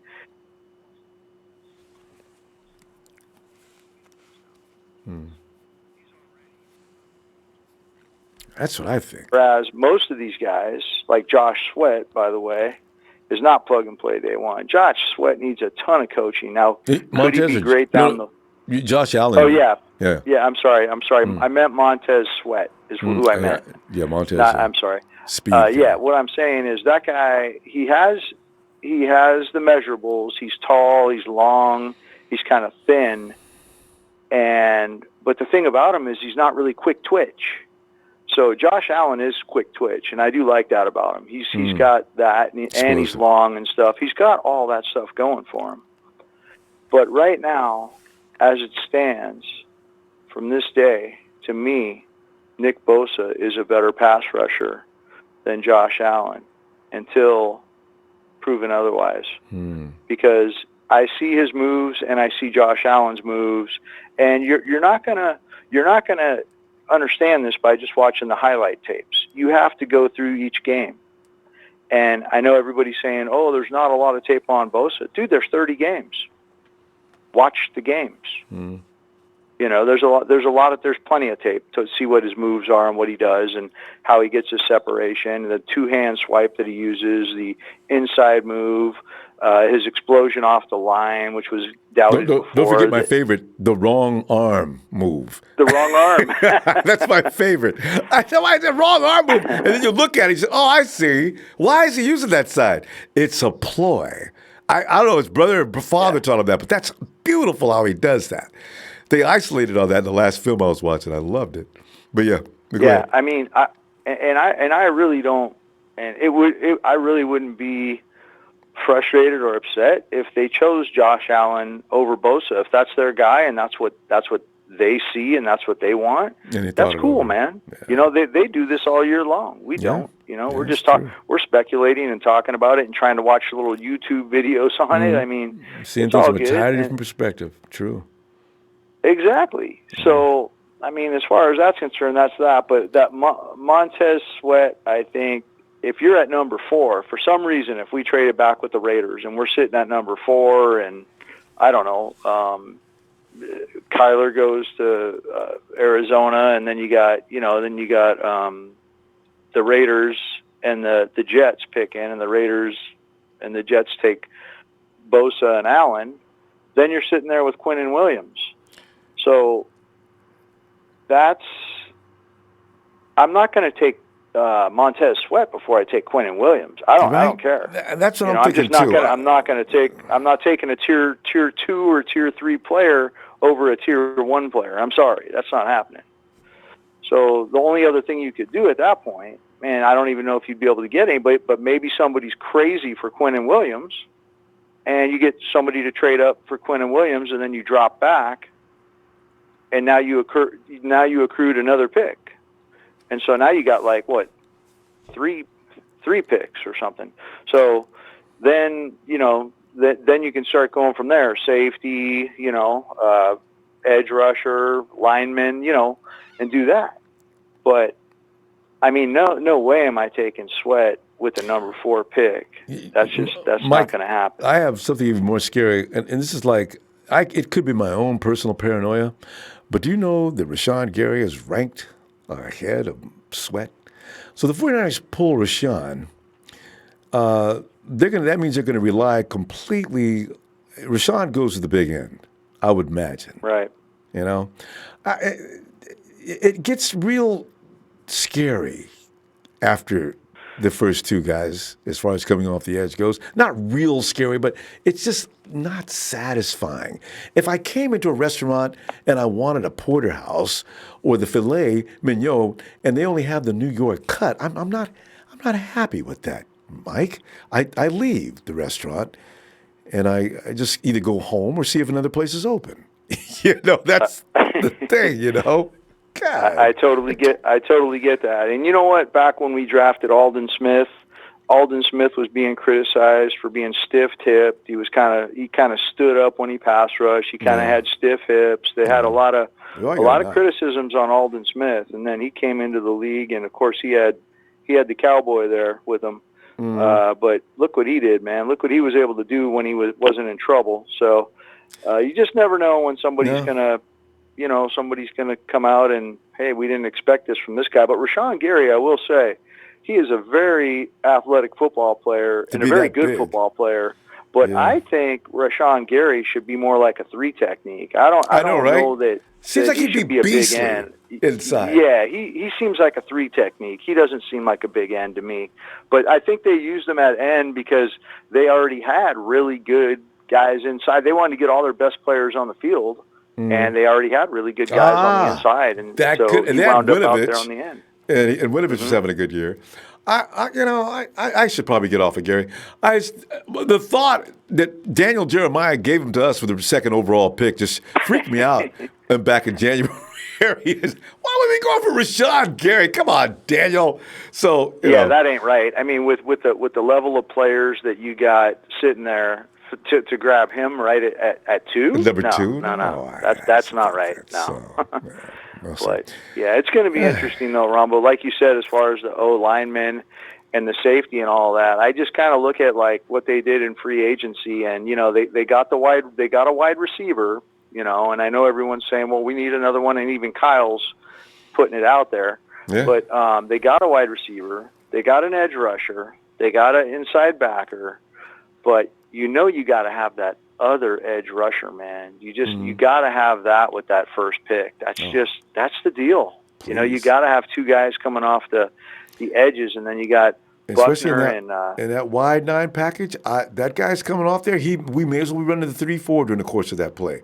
So I got to have an eye come off that edge on the other side. Can't be one-sided. You've got to have 2. Yeah, and somebody posted a video on the Nighthawk fan club the other day, and it was that guy, I think his name is Johnny Dell's Football Academy, and he had some videos on Solomon Thomas, man, on the inside. And I know. Everybody's talking about that. And you should take a look at it because this guy knows what he's talking about, and it was very informative videos. And I felt pretty good about that, thinking that, if we got Bosa or Allen on the outside, and we got Ford on the outside, and then we got Buckner and Solly on the inside, and they can rotate, with Armstead and stuff. But I was thinking, man, that's a pretty formidable front right there. Okay, I'll be checking that out. That's business. All right, Mike. Yeah. Tell you what, Mike, tomorrow I'll be looking for more input from you, all right? Right on, Ronbo. Thanks for all you do, my man. Bringing us together again, man. Another great Sunday night. Right on. So much fun. Shout out to the Nighthawk fan club, to the Empire, and first and foremost to you, Ronbo. Have a great night, huh? Thanks, Mike. You too. Look for you tomorrow. Bye, Mike. There's my man, Marin Mike. Hey, that's right. Did we get this last time? Oh yeah, we did get that last time. Okay. Hey, Phil. Phil. Can you hear me, Ronbo? I can hear you, Phil. Hey. So that last caller calmed me down a bit. So. Really? Were you raging before that? I mean, what was the problem? Oh, yeah, some of the comments. One, for instance, where the guy said, "Well, if we lose Josh Allen and Nick Bosa, well, we got the 2nd pick in the draft." Yeah, I know. So, I didn't want to interrupt him. It's not possible to lose both. Unless you trade down. The TV set. Yeah. I think he wasn't thinking about what he was. He wasn't really thinking about what he was saying. As far as the wide 9, so we've already got D Ford at the Leo, right? So he's going to be at the 9 slot. You're going to have Bosa on the other side. He's going to be on the strong side, and he's going to be off the tight end, which is what he played at Ohio State. So there's no difference there. And so I don't understand why people think the wide 9 is going to be a problem for Bosa. I don't either. I've looked at the film over and over, and I says, now why would Bosa would have an advantage here? One-on-one, nobody's going to stop Nick Bosa. There's a few guys around the league, maybe, but there's very few. The other thing is Josh Allen and Nick Bosa play 2 different positions. Yeah. Nick Bosa is a hand-in-the-dirt defensive end. Right. Josh Allen is a Sam linebacker, so he's going to have to cover a lot. Yeah. And so he's not going to be rushing all the time because we've got 4 linemen that are going to be rushing. Right. We play a 4-3, not a 3-4. So I don't think Josh Allen fits unless you're going to play him at the Sam, and he'd be good at Sam. Yeah. But he's not going to be that dominant pass rusher because he's going to be in coverage half the time. Yeah, and that's why people keep getting that confused. Your edge rusher's not going to be going back in coverage. They're not going to ask D4 to be going back in coverage. There's a few people who believe that, though. You're not asking your edge guy to be running back in coverage all the time. That's an advantage for the offense because no matter who they send out, you send your edge rusher after him, your edge rusher's going to get beat. I don't care who it is. Now, the other thing is on DeForest Buckner. So we've got this year, plus next year, because we've got the 5th-year option. Mm-hmm. Plus we can franchise tag him. So we've got him for We got him for next year. Well, okay. Use him up. Well, I mean, the other thing I like that. I thought of it. You're right. So the franchise tag for an interior lineman is a lot less than an edge rusher. Yeah. So, and he's listed as an interior lineman where Aaron Donald is listed as an end because they play 3-4. And that's why, right. So he can't, because of the situation and the formations, he can only claim his card, on his business card, it says interior lineman. And on Donald's, it says, that makes a lot of difference in the cash. So DeMarcus Lawrence is an end. Yep. So he's an edge rusher. So that's why he got such a big chunk of change for the franchise tag. The agent's not going to, but you know, Phil, the agent's not going to, he's going to say, listen, the value here is to you guys. Doesn't matter what he says. He shouldn't be able to, right? It's what the NFL says. So they're going to franchise tag him. He's going to be an interior lineman. He's going to get the top 5% of the interior lineman, which is a lot lower than an edge rusher. And he deserves, and maybe if they gave him the number 1. No, he's going to get more money eventually, but we can get him on the cheap for 3 years. Yeah. And I think that's what the Niners are doing. And meanwhile they can pool up cash or funding between now and then. Yeah, I bet that's absolutely right, Phil. I think you got it. That's it. And then the other thing is, the last caller said about Solomon Thomas. Pro Football Focus did a study on Solomon Thomas on inside plays, which he played 30%, and then he played 70% on the edge. Mm-hmm. His ratings were much higher on the inside. So I think he's going to be on the inside for passing situations. And I think Eric Armstead is going to be the odd man out. He's going to be there in the base package, obviously, at the big end. But I think Eric, frankly, if the Niners thought highly of Eric, they would have extended his contract and not paid him the $9 million one-time payment for 5th-year option. Because he's not worth $9 million. That's why I was kind of confused as the 49ers picking that up. I'm an Eric Armstead fan, but I was kind of surprised, actually. They had to do it before everything worked out, right? So they didn't know they were going to get Ford. They didn't know they were going to get Nick Bosa, possibly. So the thing is, this was an insurance policy just in case everything didn't work out. And I think Eric's gone after this next year. So,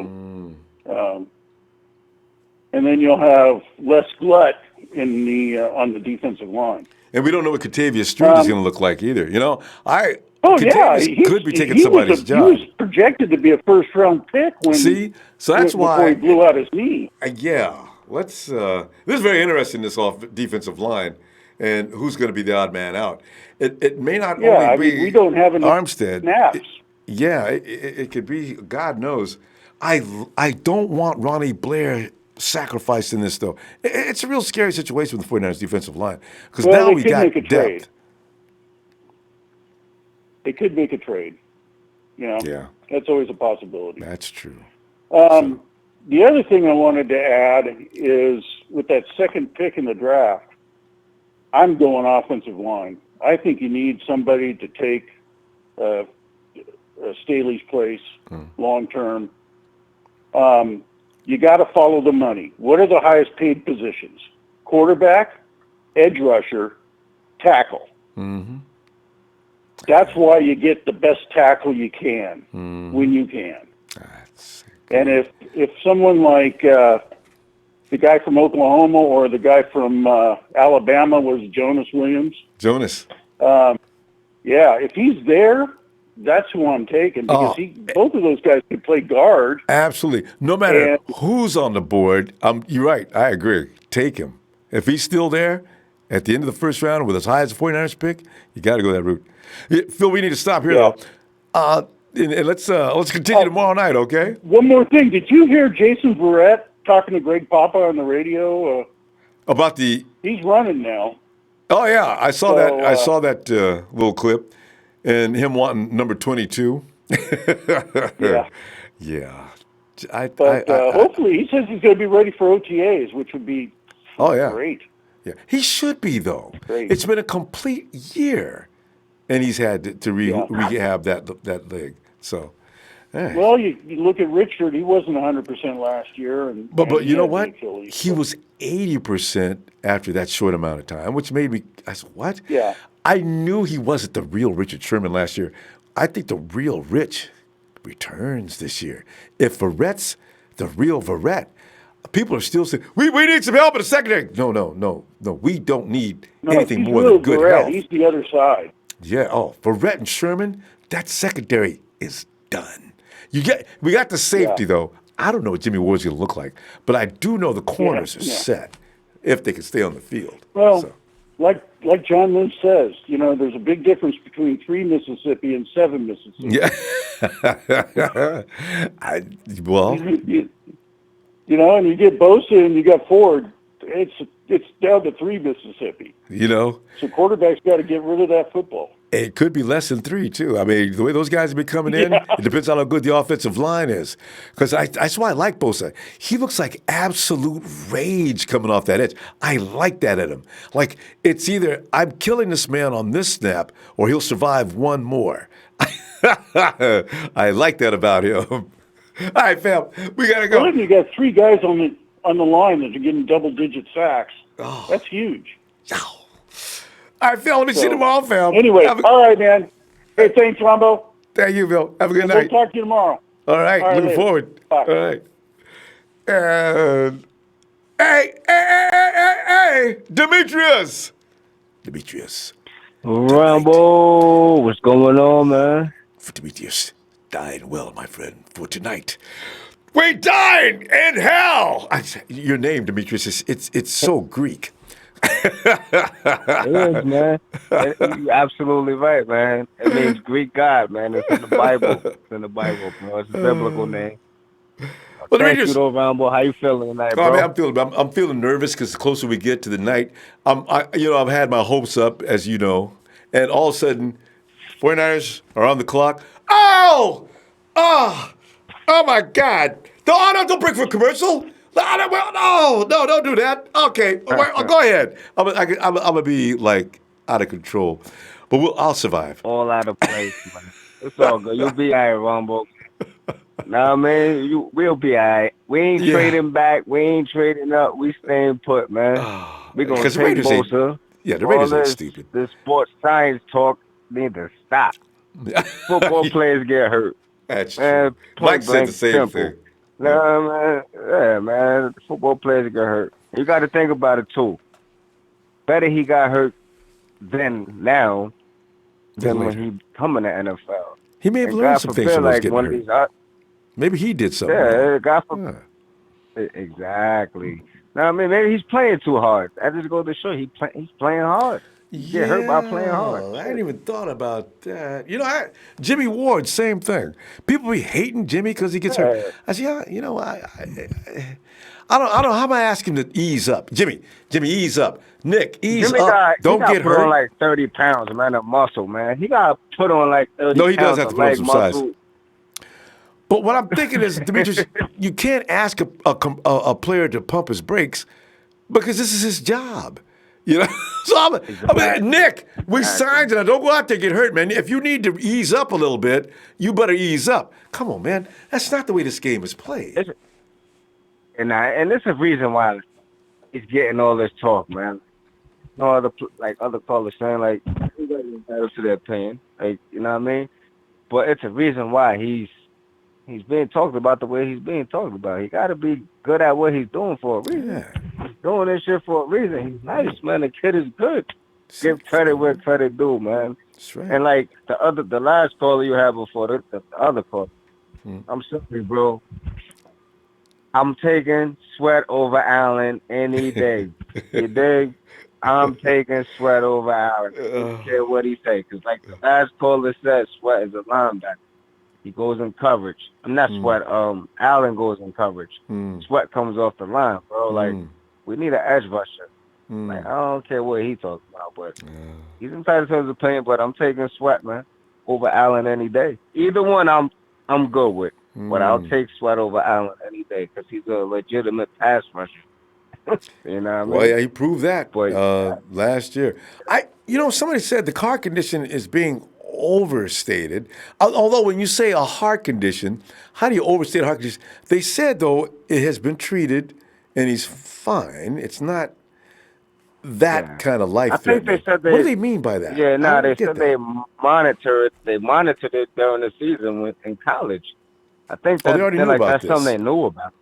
Yeah, because not for nothing, Ronbo, like back in junior high school, I had a friend. He played wide receiver, but he had a physical and he got diagnosed with a heart murmur. So he couldn't play. I had that in junior high too.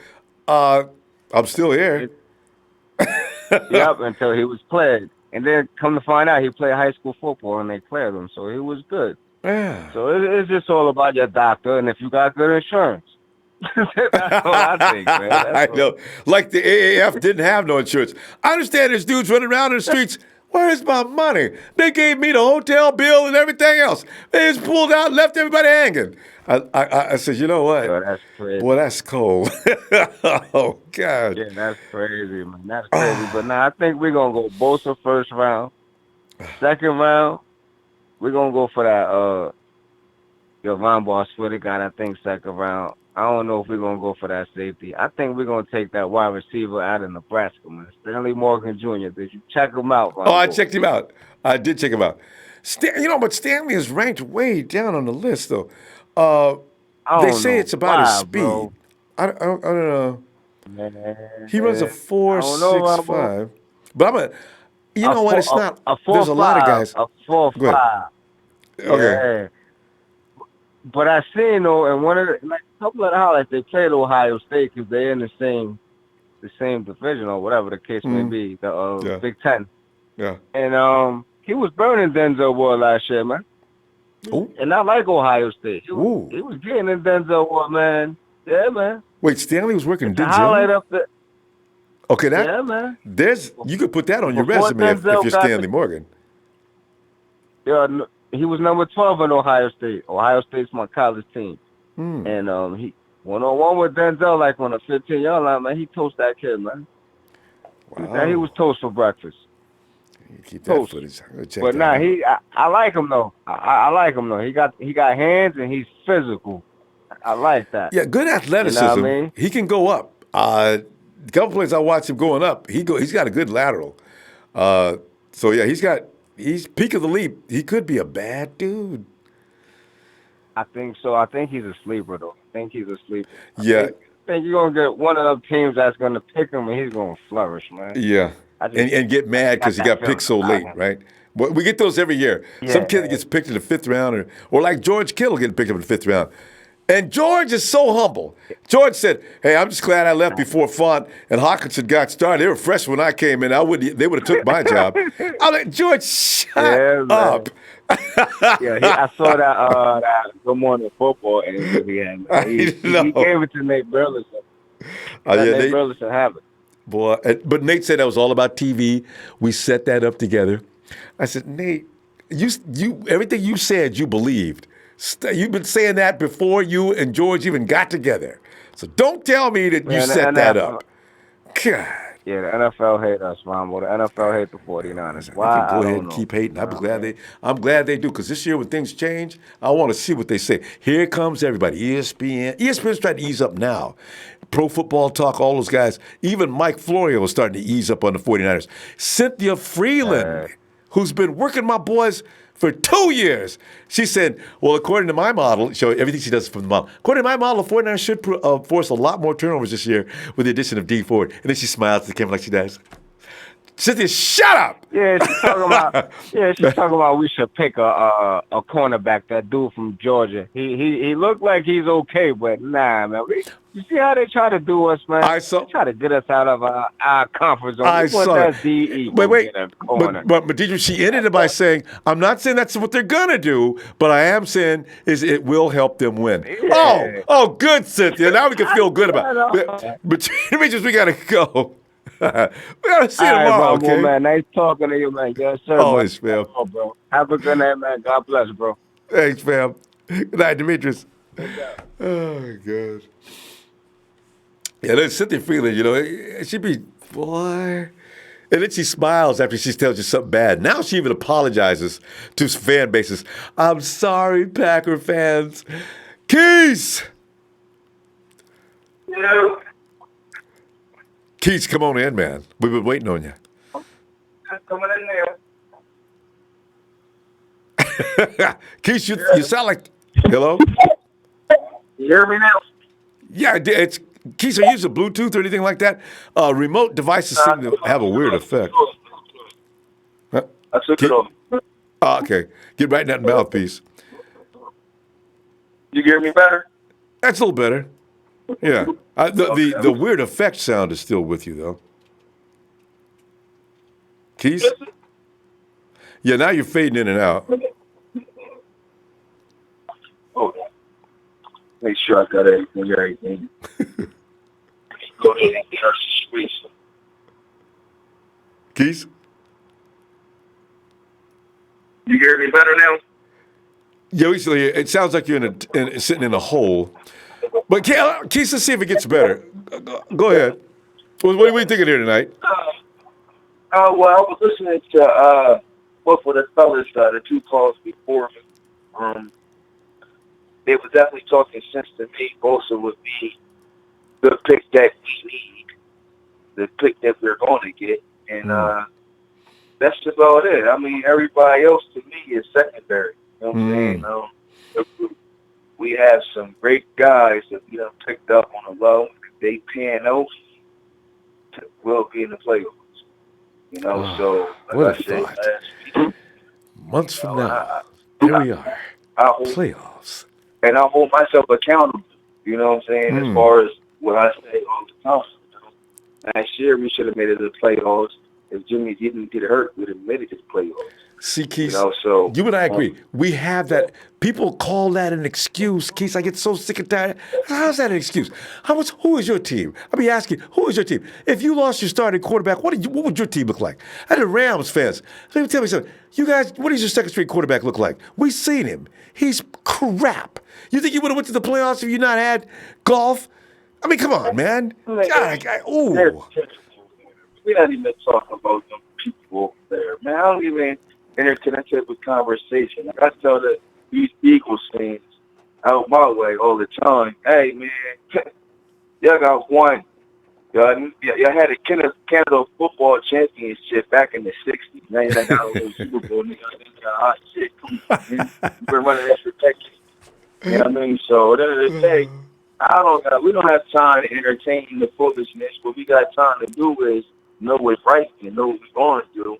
And we pass it with this one, we'll be held accountable for 10 to 15 years. Yeah. That's something we can't afford. I agree. So, if the first unit goes from 1 to week 16, even if somebody falls out for a couple of weeks here and there, what the 49ers do, I will own it. Keith, you and I both will own it. If the 49ers come up with a 7-9 record or 8-8, that is just not acceptable. Not with that team, not with Kyle Shanahan running it. That offense should be too good. You know what? The crazy part is, just think about it. If we just threw the youngin in, our third string quarterback in, rather than CJ earlier in the season, it would have been better even. I feel that. The player, there was still too many people. You can't do without Garcon. I'm not saying it's a guarantee, Well, we'd have won more games. I agree. I agree with that. It was a 7-win season, possibly without the starters, because they lost a couple of games by just barely, and a better decisions would have been made that last quarter. They could have won those games. You're right. The Giants game, that one, is that the one where should have ran out of bounds? There was just little rookie errors made that you're not going to see from your starter. So. At all.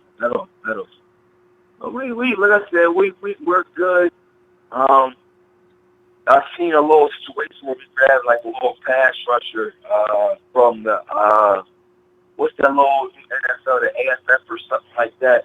Oh yeah, we picked a pass rusher from, I forget his name, Demontre, something like that. Yeah. Something like that. Yeah, he'll be in camp. I mean, nothing major right as far as right now, but he's definitely been going crazy as far as that he goes. But I think he's like 8.5, between 7.5 and 8.5. As far as that he goes. So I mean, we're looking to try to fix or make that or more competition as far as that goes. But hey, Frank, we won't be alright. And ain't no shaking when it comes to this, man. We're going to be alright. Keisha, you're starting to fade. I say, they come this season, we'll be okay. Now it sounds good. Okay. I mean, it's not a scary situation. So fellas, ladies and gents, we're going. If our guys stay healthy, we will make the playoffs. Now our key is to have that first week, that bye. We get that bye, and I'm telling you now, we clinch home field. We might as well just go ahead and put the Super Bowl, the Lombardi in our hand. Boy, Case is confident. I mean, I usually feel good about things, but Case is feeling really good. Because you know what, though?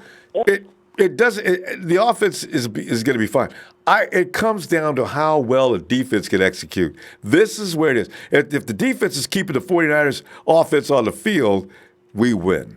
No doubt about it. Because we don't have just anybody out there running the offense. You got Shanahan, and that's bad for everybody else. So, yeah. We got the positions that we need to have. It's just about everybody staying healthy. So we can have everybody stay healthy on the other end. I'm not too concerned about the offense, like you said. I'm really worried about the defense and us putting points on. Remember, I told you the past 2 years that I've been calling the show for 3.5 years. I've been telling you if we can put 24 to 27 points on the board, we basically go to the playoffs every year. Especially if the defense is ready. Finally ready. Yeah. Yeah, I mean, so that's my key. We can put 24 to 27 points on the board each game. There's no team, I don't think, in the NFL that can beat us. That's long as our defense stays healthy. We got to keep them boys fresh, though. We keep them boys fresh. I don't see nobody really messing up. You got the depth. Keep them out. Nobody gets tired because that's when you usually get hurt, and you go from there. So I like our chances. Well, especially when next time I call you, I have a little little pre-draft for you as far as players I'm looking into. I know we're running a little bit out of time, but I definitely make sure I got the insight on it next time I call in. All right, Geese, which as a matter of fact will be tomorrow if you got time. All right. Okay, I'll buzz you on tomorrow and we'll go from there. Niners, the Empire, and guess what? I'm out of here. Okay, I love the dramatic ending. Keys, good stuff, fam. I'll see you tomorrow. Have a good night. Oh God. Yeah, guys, we take the East Coast as much as we can first because it's pretty late. So hopefully, understanding will be there 10, 11 o'clock at night. All right. I hope nobody's gonna be mad about that. Let's hey Bashar, come on in, Bashar. He's doing the Humpty dance. What is that, Humpty? Humpty Hump? All right, stop what you're doing because Jimmy's about to win the quarterback play that you used to. It ain't funny. Because, he's making funny. See, 49ers hope you're ready for Jimmy. What's up, Ronbo? Bashar, good stuff, man. Bashar, man, hey, we're just sitting here, man, and as you know, I'm standing here. Also, all of a sudden, there's a rally going on in the Bosa crowd because the Josh Allen guys were beating me up there for a minute. Hey! Hey, I want to give a shout out to Jesus is my King in the chat because he was talking about Bosa and I'm one of the Josh Allen guys, but I'll be okay if we get Bosa. I'm not gonna be mad. Okay. We have our preferences. That's all. But I will point out one thing he did say about Nick Bosa, which is he has got short arms. He's got short arms. He's got short arms. He's got short arms. Yeah. You know what this reminds me of, Bashar? Remember the year before when Jared Goff first got drafted? They were making, he's got small hands. Remember the small hands joke got, I mean, it was like the whole year, that's all everybody, hey, let me see your hands. You've got short hands, too. Well, you know what they say about people with small hands, small right? Hands, yeah. I think that's what the underlining joke on that is, small hands. Yeah. I remember when Alex Smith was drafted, there was a little running joke about him having small hands. Too, when we first got him. There was this little caricature that they put out. I remember, if I find it on Facebook, I'll send it to you. But, please. So it was funny because it was back when we had Sean Hill, Alex Smith, and maybe the other quarterback was JT O'Sullivan. Yeah. Go terrible days. God. Yeah. So the caricature I remember showed Sean Hill standing there with like a noodle arm. His arm was all like a Stretch Armstrong doll, like it was all wobbly. And then it had Alex Smith in the picture with like really tiny hands. And I forgot what the other guy had. I think it was JT O'Sullivan, but I forgot what he looked like in the picture. And the thing is, Bashar, Alex Smith has finally, until he got his leg just torn apart, Alex Smith finally started being a pretty good quarterback. So, hand size, if a guy can grip the ball, he can spin it. Stop with the hands. Now, the short arms, as far as the defensive lineman, it could. Actually, it's more important for an offensive lineman, especially a tackle, to have long arms. But short arms on a what's the guy we lost that retired last year that we had on the edge? The legendary guy. That was Doomerville. Yeah, Doomerville. Doomerville wasn't a long body, and he was terrorizing. 5'11", but he actually has long arms for. He has a pretty big. But he's got like a 6 foot. Pretty good wingspan. Even though he's only 5'11", yeah, he actually has a pretty long arm. Yeah. Yeah. Well, there you really go. Quick, go ahead. You know what, though? I ain't going to lie. I'm not going to lie. The guy's talented. He's good. But I will be pissed if we get Quinnen Williams. We've stacked at that pit. We got a Pro Bowl at D-tackle. Yeah. And the other guys next to him aren't bad either. Yeah. And we haven't even seen Katavius Street. And we got Katavius Street coming up in the mix. Julian Taylor's up in the mix. DJ Jones, Sheldon Day. It's a redundant pick. It's like, how many D tackles we got? When I look at Quinnen Williams, and then when I look back at, who he kind of reminds me of? Who? Because the same player actually played for Alabama and was a D tackle for Alabama. And when we got him, people were like, "Oh man, look how good he is! Look how good he is! He's going to be good with the Niners."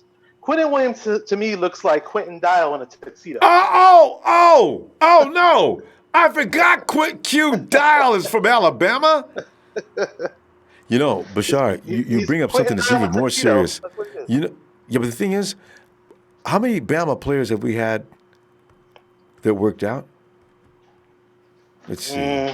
Foster kind of worked out for a minute, and then we know what happened there. That's what I'm saying. I'm counting him as the worst because he didn't even last 2 seasons. At least Quentin Dial was on the field. He was out there working. He was doing the best he could.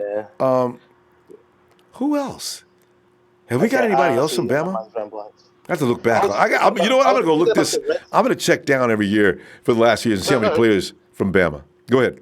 I was just thinking about the Redskins, though, how they got Jonathan Allen, they drafted him high, and they got Deron Payne, another Alabama defensive tackle, and those guys aren't really balling out just as yet. So I don't know about these Alabama D tackles coming up.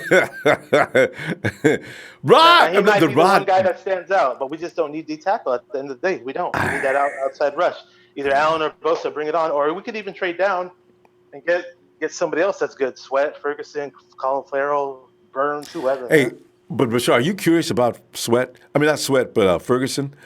Sweat will be fine, I think, in the NFL. Ferguson, though, I didn't realize he was going to a small school because I don't cover college football as well as Ferguson. Jalen is from a small school. I didn't realize that. They're a smaller D1 school. He's actually got really high ratings though for his pass rushers. I mean, they broke down. He's in the top 10. I forgot what the exact stat was, but he's got some pretty good amount of pressures per snap. So he'd be a good guy to get in like round 3 or something if we got him that as a value pick. So and if he's still there, yeah. I wouldn't take him in round 1. You know the problem with those, Bashar? What's up? But I'm thinking, what your priorities? Because we only got 6 picks right now. Do you actually use that pick for another edge rusher, or just another pass rusher? I guess. When I was doing my mock drafts, I did a few of them on this mock draft website just for fun, and the majority of the time, the value picks that were coming up, to be honest with you, were wide receivers. So there were a lot of times where pass rushers were taken early. So I don't think. And they will be. Looking at how the draft is in our needs, I don't think we're drafting a pass rusher after round 1. I'd be surprised. Yeah, because you're right. Because you only got 6 picks. You better make them all count. Bashar, see if we can get you in here tomorrow, can we? Okay, I got somebody wants to say something. Okay. When it comes to wide receivers, nobody knows wide receivers, because trust me, nobody knows wide receivers better than Big Show. Because when Big Show talks about wide receivers, it's going to be the best ever. It's going to be huge. Bashar and these impersonations. I mean, Big Show. I didn't ask. We didn't rehearse that. Big Show probably thinks we set that up, Bashar. Yeah. That was awesome. Peace out. All right, Bashar. Baby, hey squad, love you guys. Night of Empire, love you guys, man. Hey, fam. All right. Where is Big Show tonight? I saw him in here earlier, taking shots at the Red Gold GM. As a matter of fact, speaking of Red Gold GM, there's Tyler now. Hey, Tyler. Ronbo. Tyler, what's going on, buddy?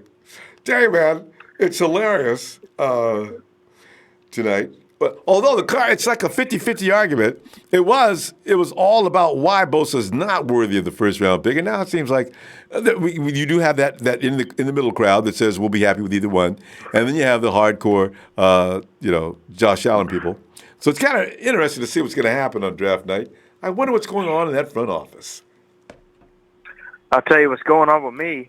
My PlayStation's being stupid right now. The PlayStation? What game are you playing? Well, like, my PlayStation in general is just being stupid. Like, it's like, I don't want to say it's crashing, but, like, I'm trying to install, my games weren't, like, playing. Like, it would, like, go to the menu and, like, just keep on loading and not work. So I had to, like, reinstall 2 games. And then, now all of a sudden, like, it'll be installing it, and then I don't want to say freeze, but it, shut off, but whatever. Well, hopefully it works now. But if you want to give out your email address or some way that people can contact, you can contact Tyler on both Twitter and IG. He's Tyler Griswold. So maybe if you can help Tyler out, or Facebook, and Snapchat. You can get to Tyler and tell him. Hey, Tyler, how long have you had that unit? PlayStation, I got it in December. But so you may still have that. Now, you can take that back and tell them you're having troubles. Well, Tyler, hey, talk to me about football, Tyler. Now, you did your draft, and we know where you stand on that. One thing we didn't, you heard about the Raider deal somebody made a little while ago, right? The Raiders only going to trade up 2 spots, though, so they're not going to give up nearly as much as one would want, especially 2 first-round picks. We're winning that trade.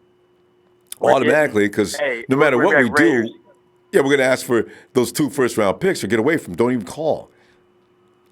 I'll be like, hey, Raiders, you want Bosa that bad? Give us your 4 and your next 2 first-round picks, and we have a deal. You can ask for both. You can ask for both those first-round picks. So the Raiders get 1. They go from 3 first-round picks to 1. Yep. Or I take one of them from this year and one from next year. Yeah, well, yeah. Spread them out, yeah. Because we know the Raiders are going to get the butt kicked. They've got Antonio Brown over there losing his mind. He's still taking shots at Juju Smith-Schuster. These are distractions. He's bitter. How well can you play when you're hating that bad? AB is the angriest receiver in football right now. And he has I got to think that's going to bother him next year. Yeah, and Juju's a good dude. I mean, he didn't deserve that. He's a rookie. This past year he wasn't a rookie, but quit saying he's handling it well. He's being the grown up. He's saying things like, I didn't do anything but praise him, and now he does this to me. That's all he says. He's not retaliating. He's not saying anything back, and AB's still going on and on. He's a grown up. I know. Come on, AB, man. But anyway, about the 49ers though. Now go ahead. Your second round pick, and we're not trading with the Raiders. I agree with that. The Giants, we didn't talk about this earlier. Do the Giants have any reason? Nobody's going to take Haskins away from them. I just don't see that. So the Giants don't have any reason to trade up either. Todd, how do you feel? I do not want to trade down into the double-digit area. I don't think the 49ers will do it because it goes against their character. They haven't done anything like that. If anything, the 49ers like trading up. I don't think they're crazy about trading down. But what do you think about that? I don't think they'll trade down because, John Lynch wouldn't trade for Odell Beckham Jr. because he's like, it's too valuable of a pick to give up. So he's got to be a player that he really, really wants. The 49ers were going to offer. They went too far when they said give up DeForest Buckner. I think the 49ers were willing to give up that second pick at some point. But they said, all right, guys, we want the second pick this year. We want this pick next year. We want this now, and we also want DeForest Buckner. What? That's when also the question probably came in. So, I'd be like, look, I'll give you, because people were saying, hey, we should swap picks with them and get Beckham. I'm like, they would never do that. Right. But what I would have done is just be like, all right, here, just take the second pick and we have a deal. That's it. That's it. I wouldn't have been like, hey, if they were like, hey, we want your 2 and DeForest Buckner just for Beckham. I'm like, no, if you want my 2 and Buckner, we're swapping picks. No, and then we can get Quinn Williams at 6. No, you're fleecing us. You're fleecing us. That's a deal that the entire league would have laughed at the 49ers front office for making that deal. That was way too much. What I would have done was, if they actually wanted the second pick, I'd be like, all right, give us your 6th pick. We'll give you the second pick. We'll get Beckham and you get Buckner, and we have a deal. That means, because Quinn Williams probably would be available at 6, maybe, if the Jets pick Josh Allen. And they are. If Quinn's available at 6, you just replace Buckner with Quinn Williams. It's not that bad. Not bad a deal at all. So. You know what? Bet the 49ers did contemplate that, actually. Yeah. And that would have been a win. But Cleveland didn't want to talk to the 49ers. I understand that they tried to get back to him, but Cleveland didn't want to talk to him. What is with blackballing the 49ers? It's really interesting how teams will not deal with the 49ers. Maybe Balky was going through this. We hated Balky so bad for never getting anything done. Maybe he was enduring the same thing. He wasn't actually trying very much, though. You see Lynch actually tries. We hear about him trying. Yeah. And Balky let all the leaks get out. Lynch does. We don't really hear any leaks necessarily. True. But, so I think Lynch is actually trying harder. It would appear. So Tanner, the clock ran out. Okay, let's say we ran out already. So, all right, Tanner, tell you what I'm going to do, man. I'll look for you tomorrow, huh? Yep. Friday Night for Life. Wait, who's that? I was getting ready to ask you the same thing. Is that I believe that's Sean the Jeweler flushing the toilet. It sounded like it anyway. Anyway. Hell yeah, it was. Hell yeah, it was. It's easy to recognize a toilet sound. All right, Tyler. The Illinois guys, man. I'll see you tomorrow if you get some time, huh? All right, Niner Empire Night for Life, forever faithful. Jimmy G, stay away from those hoes, man. You got to keep it on the field. We don't want you getting no STDs. We want you clean. We want you to settle down and get married. Oh, my God. Have beautiful kids. Sean, flush the toilet. I'm washing my hands, man. I'm washing my hands. Tyler did it. He just read the whole riot act for Jimmy G. All right, Tyler, good stuff, man. I'll see you tomorrow. Jimmy G could clean up his taste in women, though. You notice we're not hearing anything. Jimmy knows this year, don't be getting your business in the street with the ladies. Just operate where TMZ's not walking around, please. But Sean and Julier's in the house. Hey, Sean, what's up, man? Yeah, you guys fucked me up on that. Well, as soon as I flushed the toilet, mute off. I was like, yeah, look at this shit, right? I thought you was doing that on purpose. I was like, yeah. The timing couldn't have been more perfect. That's funny, Sean. I thought you was doing that on purpose. That was an accident. No, I hope that was. I wouldn't do Tyler like that. I wouldn't do Tyler like that. Nah, there you go, Tyler. She didn't do that to you. We did that by accident, muting you. Nah. Yeah. Tyler's actually not too far from me. He's up the street from. Well, not up the street. No, I know. It was right around the same area, close. Anyway. Yeah, Illinois boy. So I wouldn't do him like that. Yeah. Well, Sean, the Bosa, we don't want him group is still out there campaigning. And the trade up for the Raiders, I think that's a joke. As I just realized, the Raiders have to make that deal well in advance because there ain't no time between the clock, the commercial, and round two or second pick. So, Sean, what are you thinking? You know, I keep hearing this thing about Nick Bosa. It's like these guys are so upset. It's how can I put it? These people say that the Nick Bosa train cries, right? They say that, you say something, but they're the ones that are fucking crying the most about this Nick Bosa shit. You know what I mean? I don't care what alliances I have or whatever it may be, but people saying that the Nick Bosa people are crying, that's not necessarily true. Us Nick Bosa people, we like Nick Bosa, but overall, we want a fucking strong edge rusher. You know what I mean? And we believe that Nick Bosa just happens to be that. And so then you guys go on to this injury-prone thing. Okay, yeah, his ACL, he tore his ACL in fucking high school. Okay.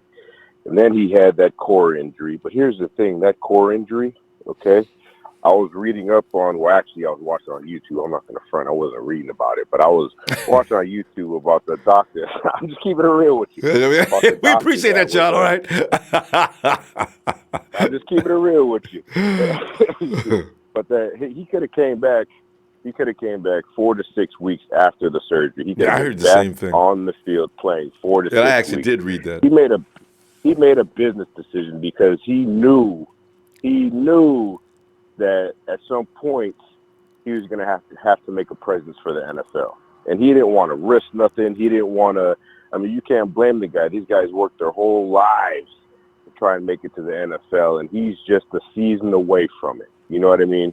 So this guy, I mean, he could have been back on the field. You know what I mean? He could have came back and played, but he opted not to. He really wanted to recover. He really wanted to heal. He's coming in with a chip on the shoulder.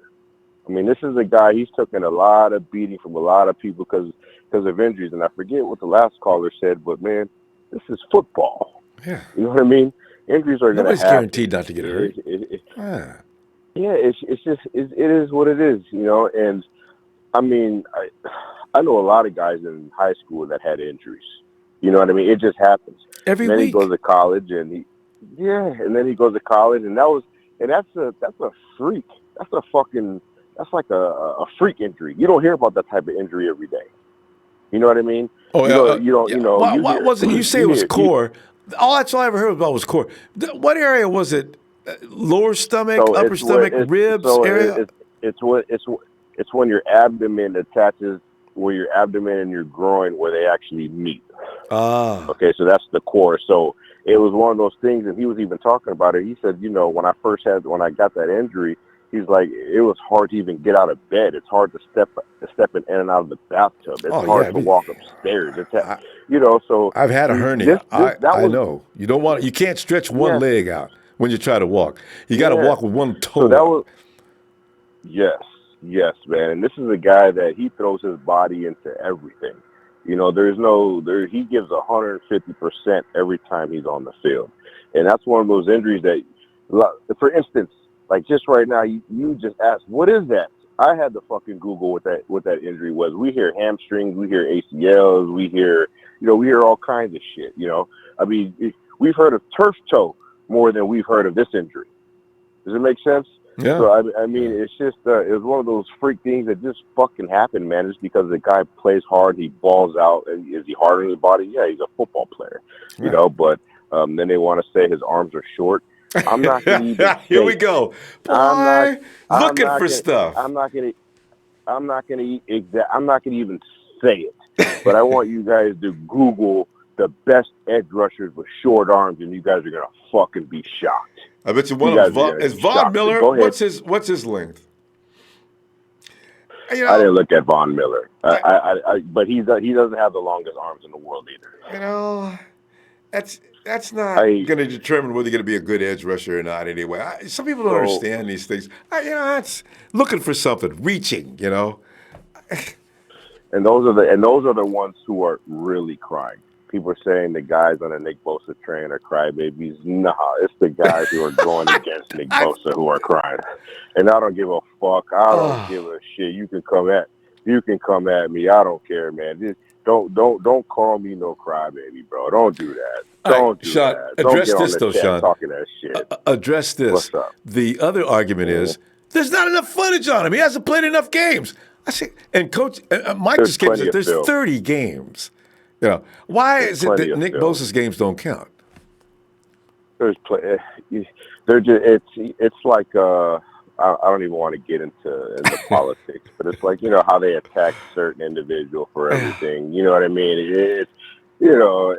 Come on, guys, come on. Making there's stuff plenty up of film, and don't just look at the fucking highlights. Watch a game. Look at Nick Bosa versus whoever. Nick Bosa. Look at the fucking game. Actually sit down and watch the game. Don't just look at his highlights. Don't just do that. That really pisses me off when people are like, yeah, I seen his highlights on. Don't just look at the highlights. Look at his real body of work. Look at his mistakes. Look at what he's done wrong. Yeah. And here's the thing. If you see a guy make a mistake, let's see if he corrects it and he moves on from it. But if he keeps making the same mistake, then that's something where you can be like, you know what, red flag. You know what I mean? John, let me address something else you just said, too. Justin Smith was not famous for long arms. Okay, go ahead. Daniel, thank you. I mean, so and again, it's not about a Nick Bosa thing. It's about having we've been screaming for violence off the edge forever. For how long? Forever. I don't want no guy that needs to be trained or anything like that. I want him to come in ready to go. Nick's ready to go. Now here's a guy that can do that, and violence is in his blood. You know what I mean? You just look at the history. Google the guy. I mean, this is a guy who will bring you that heat, bring that smoke, man. So now we have the opportunity to get the guy, and the trade back at number 2. If we're not giving up, if the team's not giving up the farm for it, I don't even want to fucking entertain the idea, because this is going to be the last time we're picking this low in a long time, buddy. Well, I hope so too, because I'm sick of this every year. So But Sean, let me tell you what, I'm gonna look for you tomorrow, fam, and let's see if we can get some more definites on what's going to happen. Because people are now saying Kocurek is the reason why the 49ers are not. That's another one. Kocurek is the reason why the 49ers are not going after Nick Bosa, Ronbo. So stop with Nick Bosa. Okay, fine. You know what I'm saying? Let me show you this little piece of footage here and here and here. You know what the wide 9 is. You'll stop telling me that Nick Bosa isn't fit for it. Probably. Okay. You know what? Let's continue this tomorrow. Yeah, I'm going to end with this. If you don't give me Nick Bosa, please get me a violent edge rusher. That's all I'm asking for. Just give me a violent edge rusher. Not asking for too much. Over and out. All right, John. Over and now. All right. Hey, let's go check out. Hey, Daryl.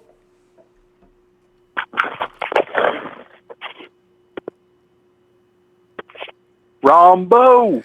Daryl, as you know, tonight's topic on the subject on the menu, the platter has a photo. When you're serving on the left side of that plate that's Nick Bosa.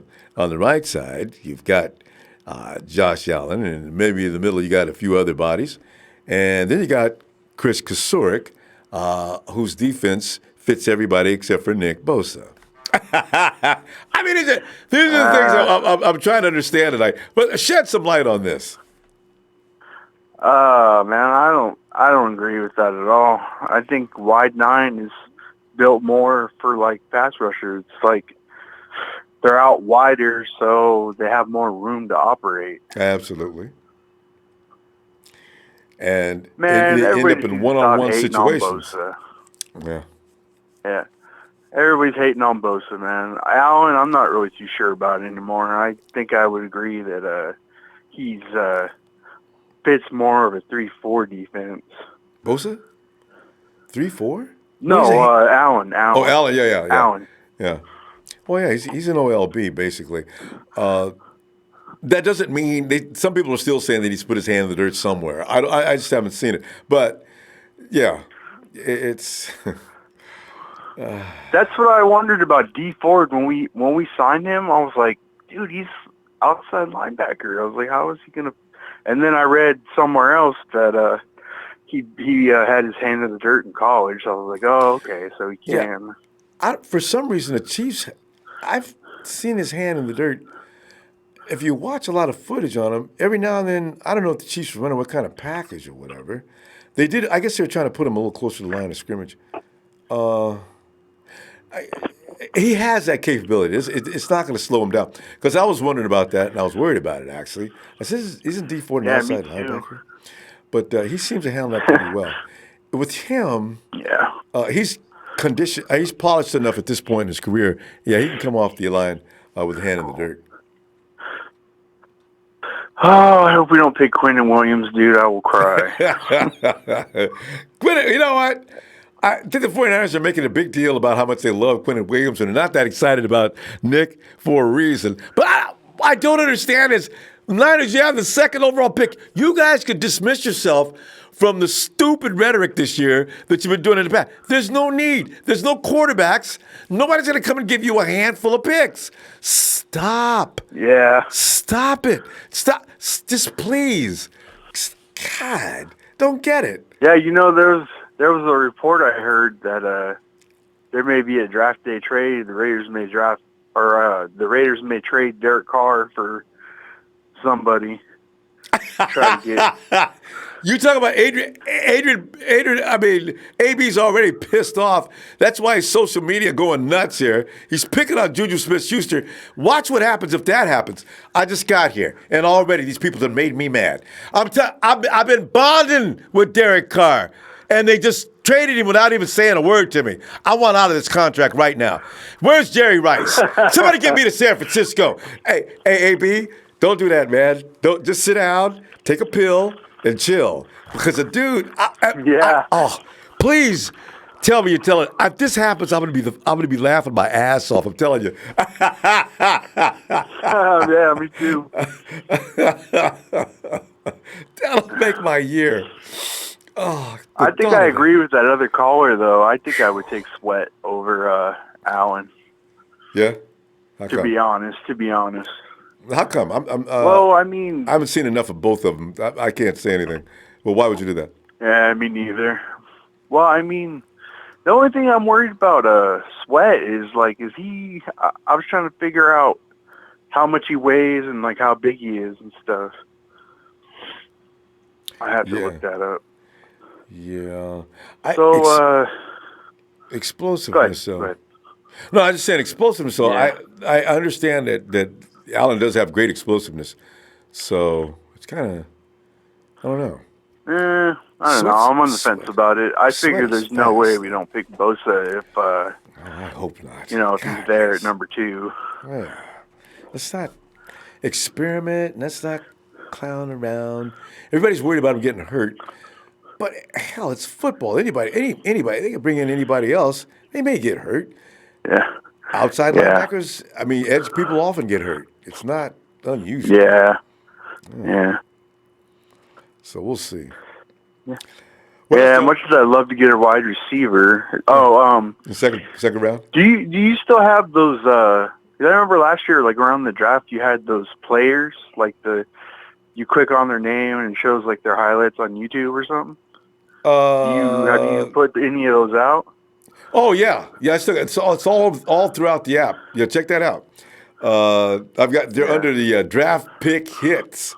I got a lot I'm still loading it up too. So I'm gonna have a lot of people in there between now and the next 3 weeks. So yeah, read what's going on about them and click it. Yeah.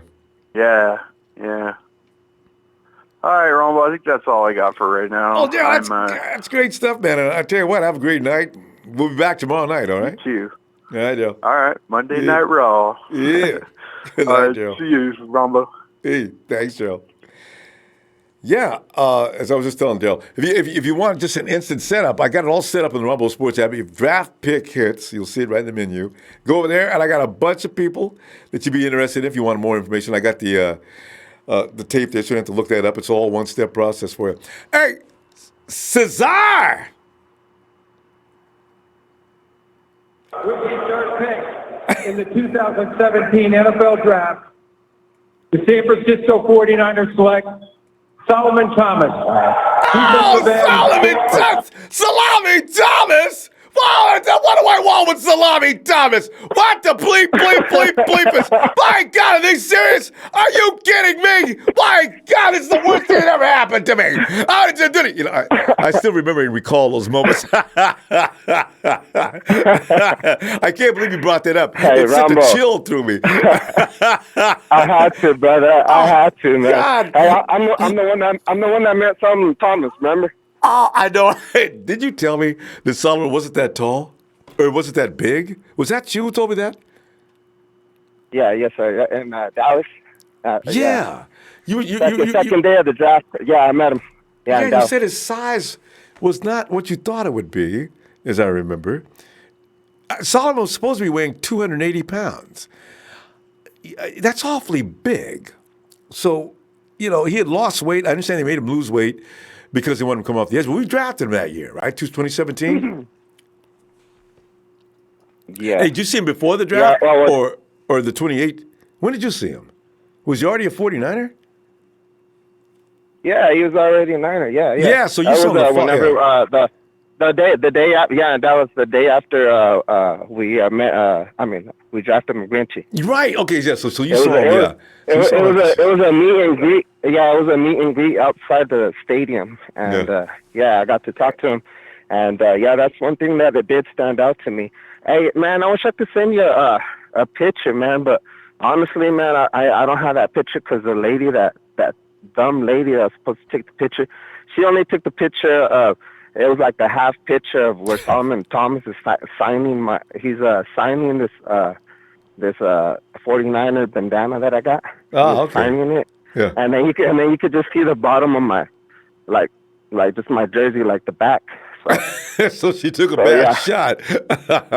Oh, yeah, I was like, man, damn, this stupid. Yeah. Yeah, I was like, damn, this stupid lady. Yeah, I was like, damn, she didn't even take the picture. Oh man, and he's not gonna. And it's not like Solomon's gonna sign again, So, that's too bad. No, but I got his autograph on my favorite bandana. That bandana I take to every 49er game that I go to.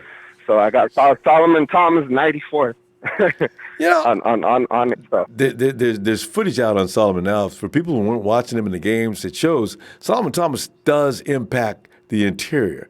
So the 49ers, there is no need to be putting him on the outside this year. Let him play where he can be the most effective. And hopefully they're going to do that this year, and we'll get a better Solomon Thomas. Because I like Solomon Thomas. I mean, I went stupid that night, but I mean, I didn't know because I didn't want him in the first place. But after we got him, I like him now. So I'm hoping he works out actually. Yeah, that's what I've been screaming all season. Remember, every time I call him, I was telling you, what are they doing with this guy? Like, I know we ain't got a decent pass rusher. But and they're trying to experiment with the players that we had, but still, I'm like, if it ain't working, just keep him inside. That's what he's been playing. That's what he played in college. So while you're trying to get cute, and especially at this I level. hope John Lynch. Yeah, and I hope John Lynch he don't try to get cute with number 2. I know. This year, so. I don't. You know how much ridicule if Bosa's there number 2 and the 49ers don't take him. There's going to be a lot of blowback behind that. I could tell, and it had nothing to do with the fans. There's going to be some other people complaining. It could even go all the way to the top. This is not. You don't experiment. You don't play. You don't clown around. You get the consensus number 1 that's not a quarterback. You get him. You don't fool around. And maybe there's a thing between him and Quentin, but we don't need an interior lineman. It's pretty clear. So. Even if they don't want to take Bosa, they pretty much have to. But we'll see. It's not guaranteed he's going to be at number 2. The Cardinals could be talking crazy. Says, I mean, I don't know. What do you think? Are the Cardinals really going to take Kyler Murray? I think they are, but who knows? You know, like I'm kind of tired of like all these mock draft 1.0, 2.0. Get ready, you got 4 more. 10.0, 20.0. Man, I'm tired of it. I don't read them every day. But it just makes sense. Ronbo, get Bosa, so we could keep Solomon in the inside next to Buckner. You had to be asking him to go outside anyway. You know? And it says that just goes to show they didn't have anybody else to put outside. So that's why I'm saying you don't fool around here. You get the guy that has proven that he can do the job. Plug and play right now. Totally agree, Ramo. Totally agree, man. But hey, man, I had to come up with that intro, man. Because hey, I met Solomon, and you know what? I was like, well, everybody's got their intro. Like, let me try. I was like, everybody's got their intro. Let me try to see if I can figure out an intro. Like, and then I was like, 2017.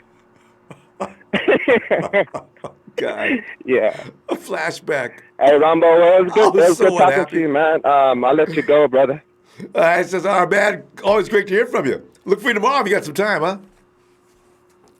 For sure, Ronbo. Good talking to you, man. Have a good night. Thanks. Night. Bye. Can you believe? He says, all right, he brought that up, man. I couldn't believe it. I remember that night so well.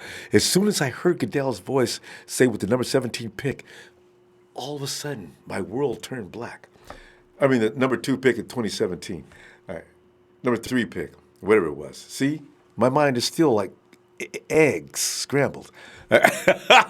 Jason, with the number 3 pick in the 2017 draft, would you come on in here, please? Hey, peace, my brother Ronbo. How you doing? I'm on East Coast time. Hey, East Jason. Coast, New York 49ers, Charlotte, North Carolina 49ers. There you go. I'm just listening in. So, I'm just excited. It's coming. A few more weeks and we'll get to end all the speculation. All of it. And see what John Lynch is cooking doing. And Kyle Shanahan's cooking. Absolutely. But I've been cooking up some things of my own, Ron. And I just want you to look at our cluster of defensive linemen currently. We have Street, who he may be the next. Remember that guy we picked up that was this Olympian?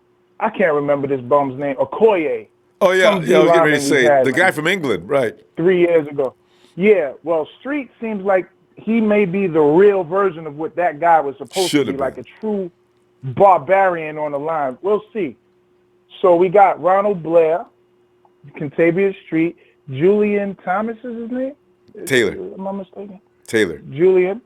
We still got Buckner and Eric Armstead, the 2 first round. And I want to point out, 3 of our last 5 draft picks have been what?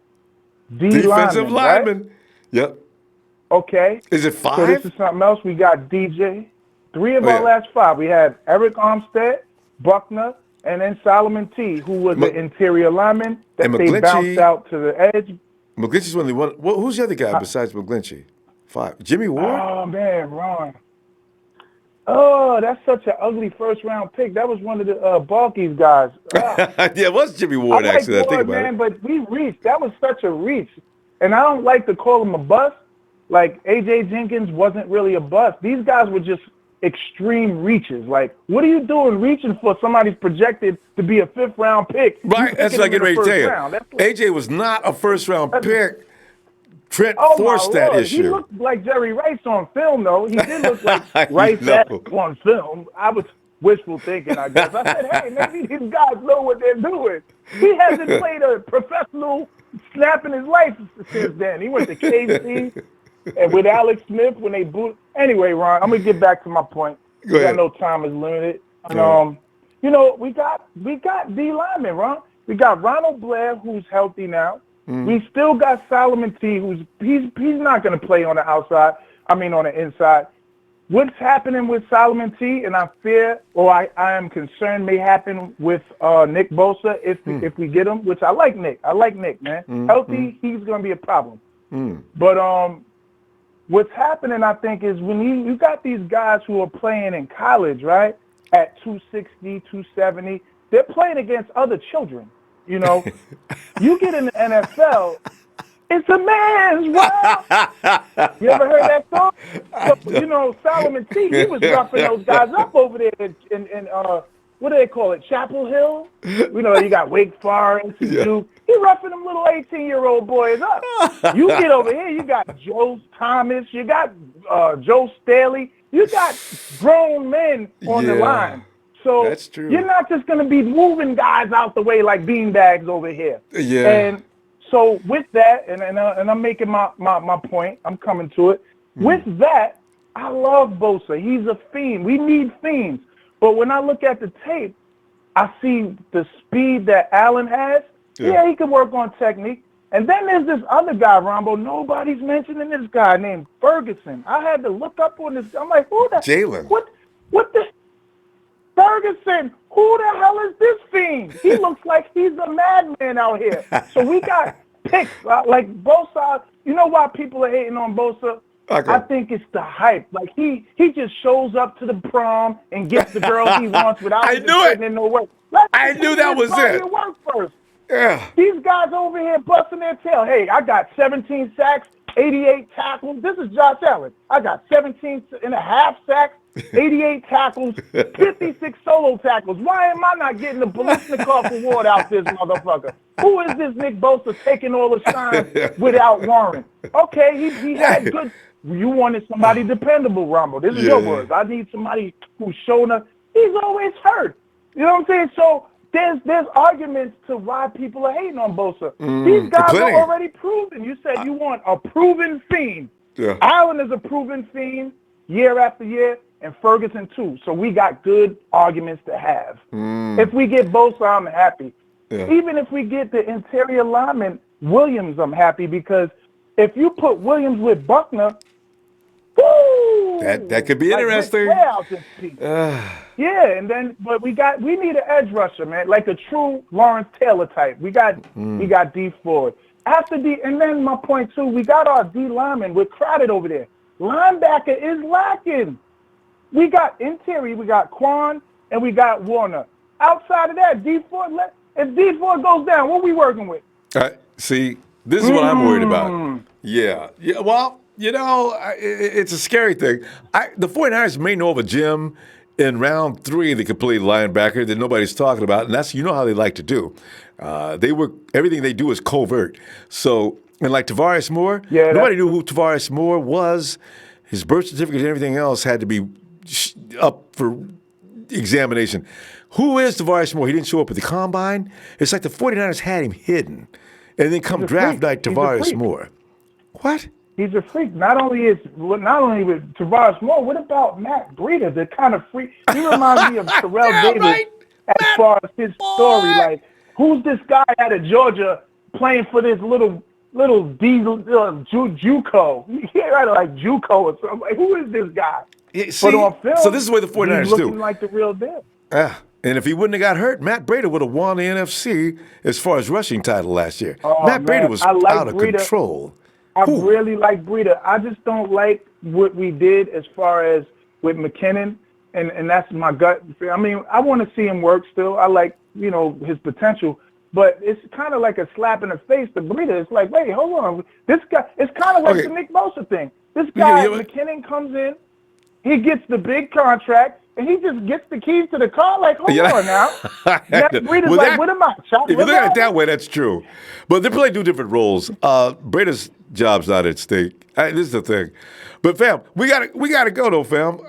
I tell you, Jason, I can't wait till you get back here, man. Don't make us wait. That's too much fun.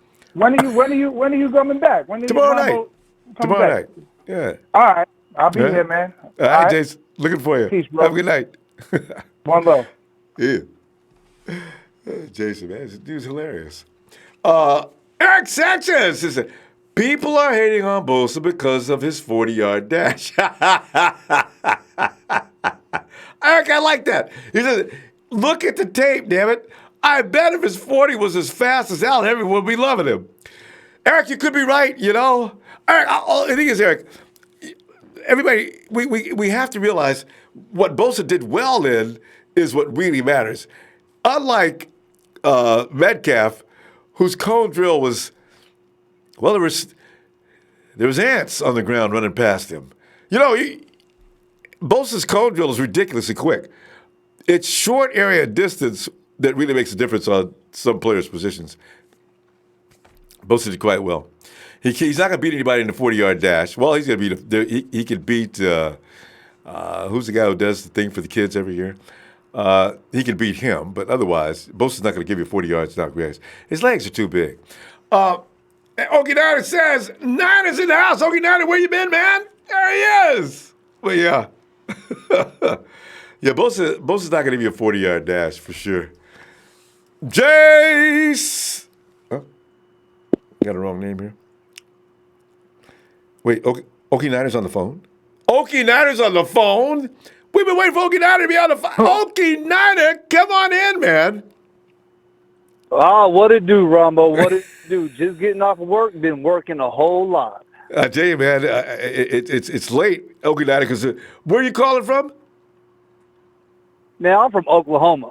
So that means, what time is it you're just now getting off work? Well, I guess you started, you're at a different shift. Right. Yeah, it's 11:30 at night, and I go in at 1 during the day. All right. Long day. Well, you get the commute and everything. Right. Well, man, I just got to say, I'm ready for some contention. I'm ready to see these wins, and I'm ready. I don't care about any of these players. If we get Bosa, we get Bosa. I just hope for the best. There you go. What you do, man. Yeah, I agree. But besides all this talk of this and all this talk of that and who's doing this, who's doing that, in the end, I just want to see the wins. I want us to be back in contention and not have all these hopes about this person's doing this and this person's doing that. No, I agree. And we went through that for how many years?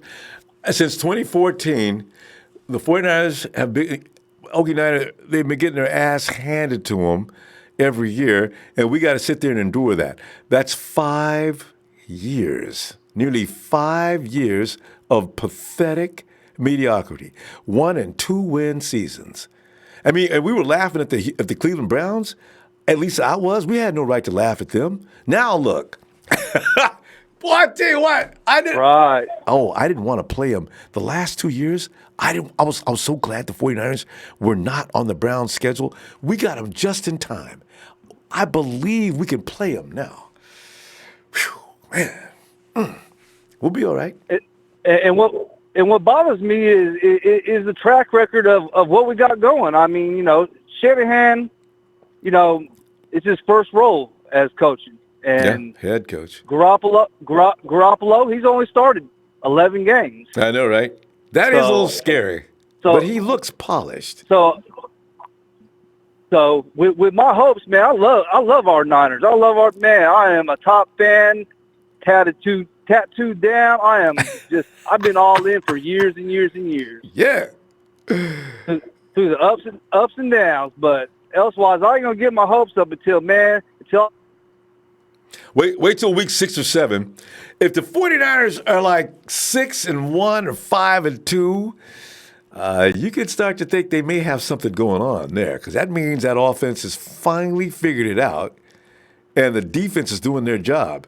Because the defense, Okie Niner, is where they have to stop falling down. And the 49ers know that. That's why they're working on that. Do not continue to give up. Don't become the Kansas City Chiefs.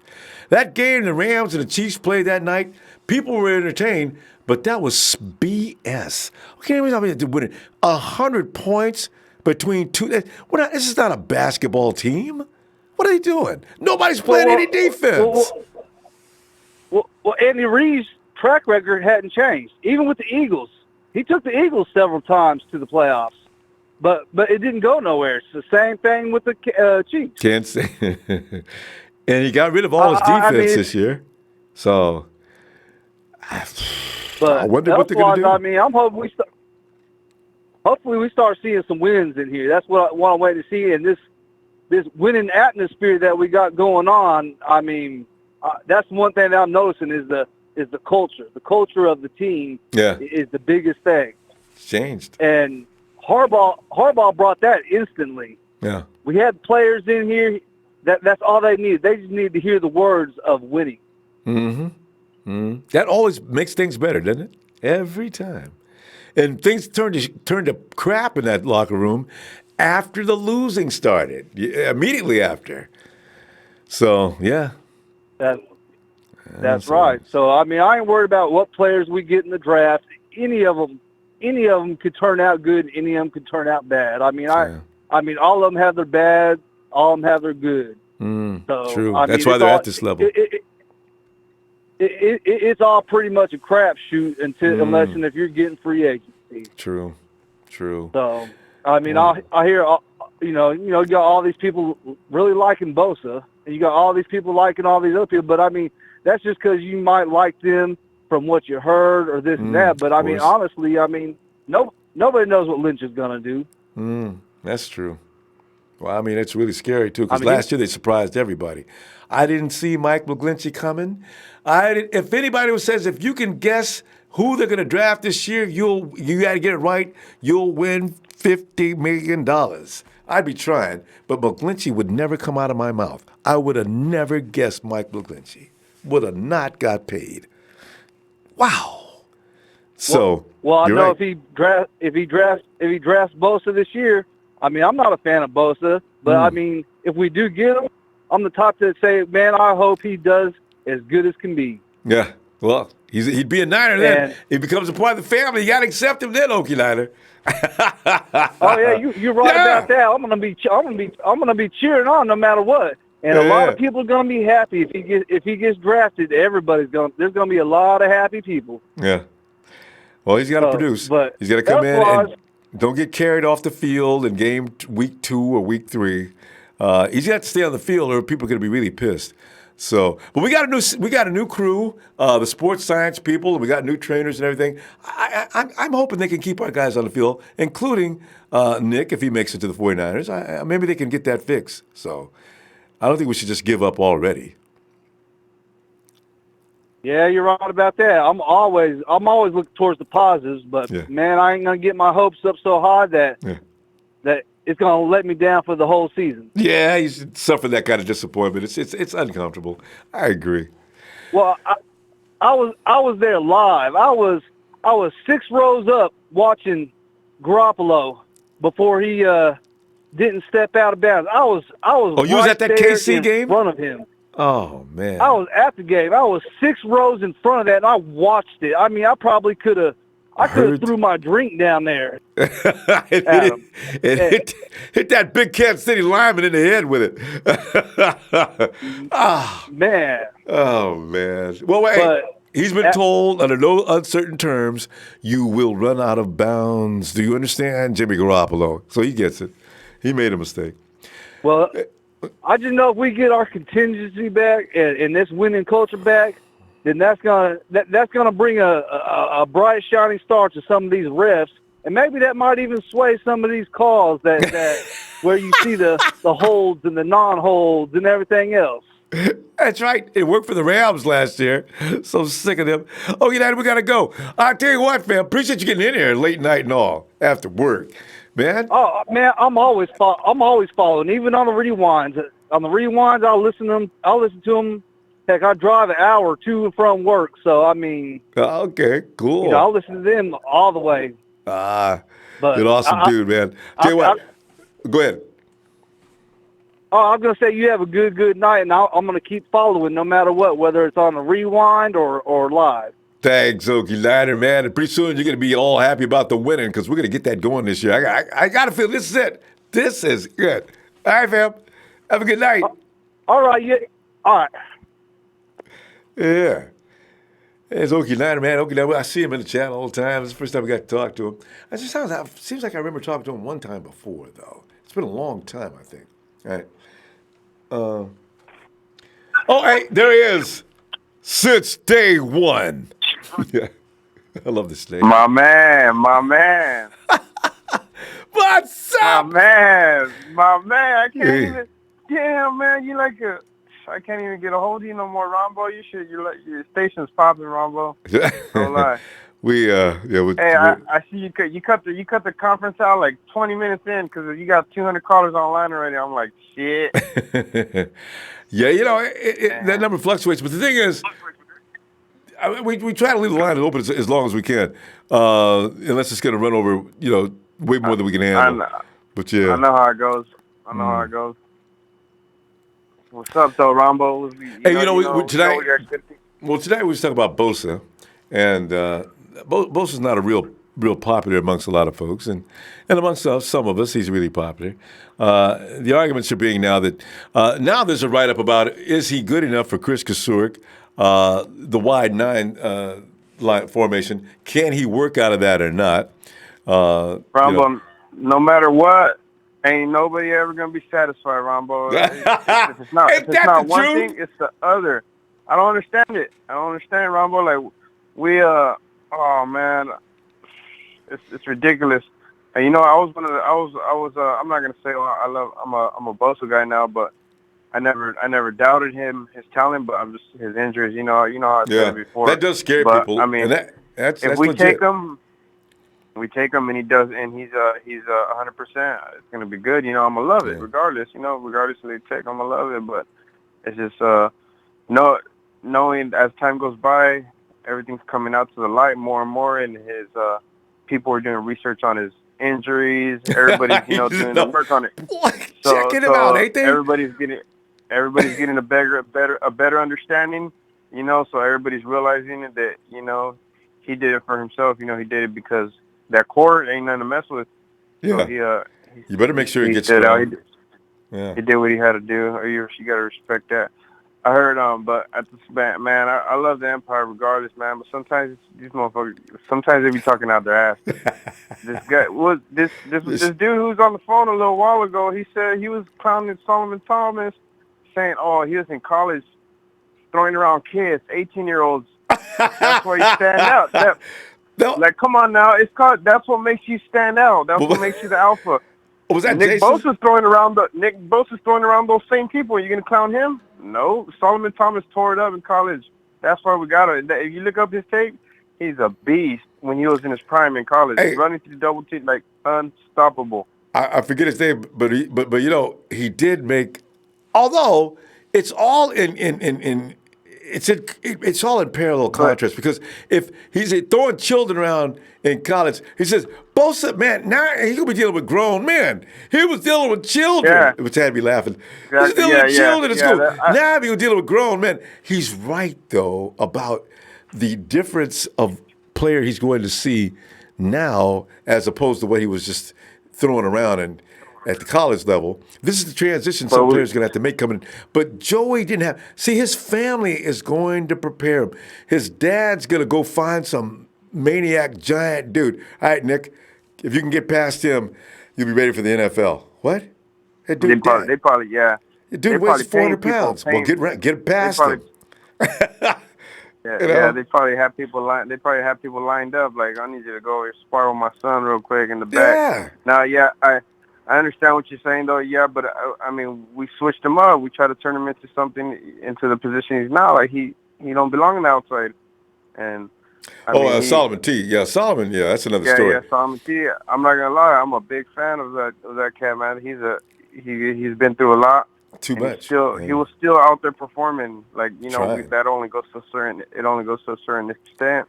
You can't give him a pass for every little thing, but he was still out there pushing, and that goes to show that he cared about the team. He was giving everything.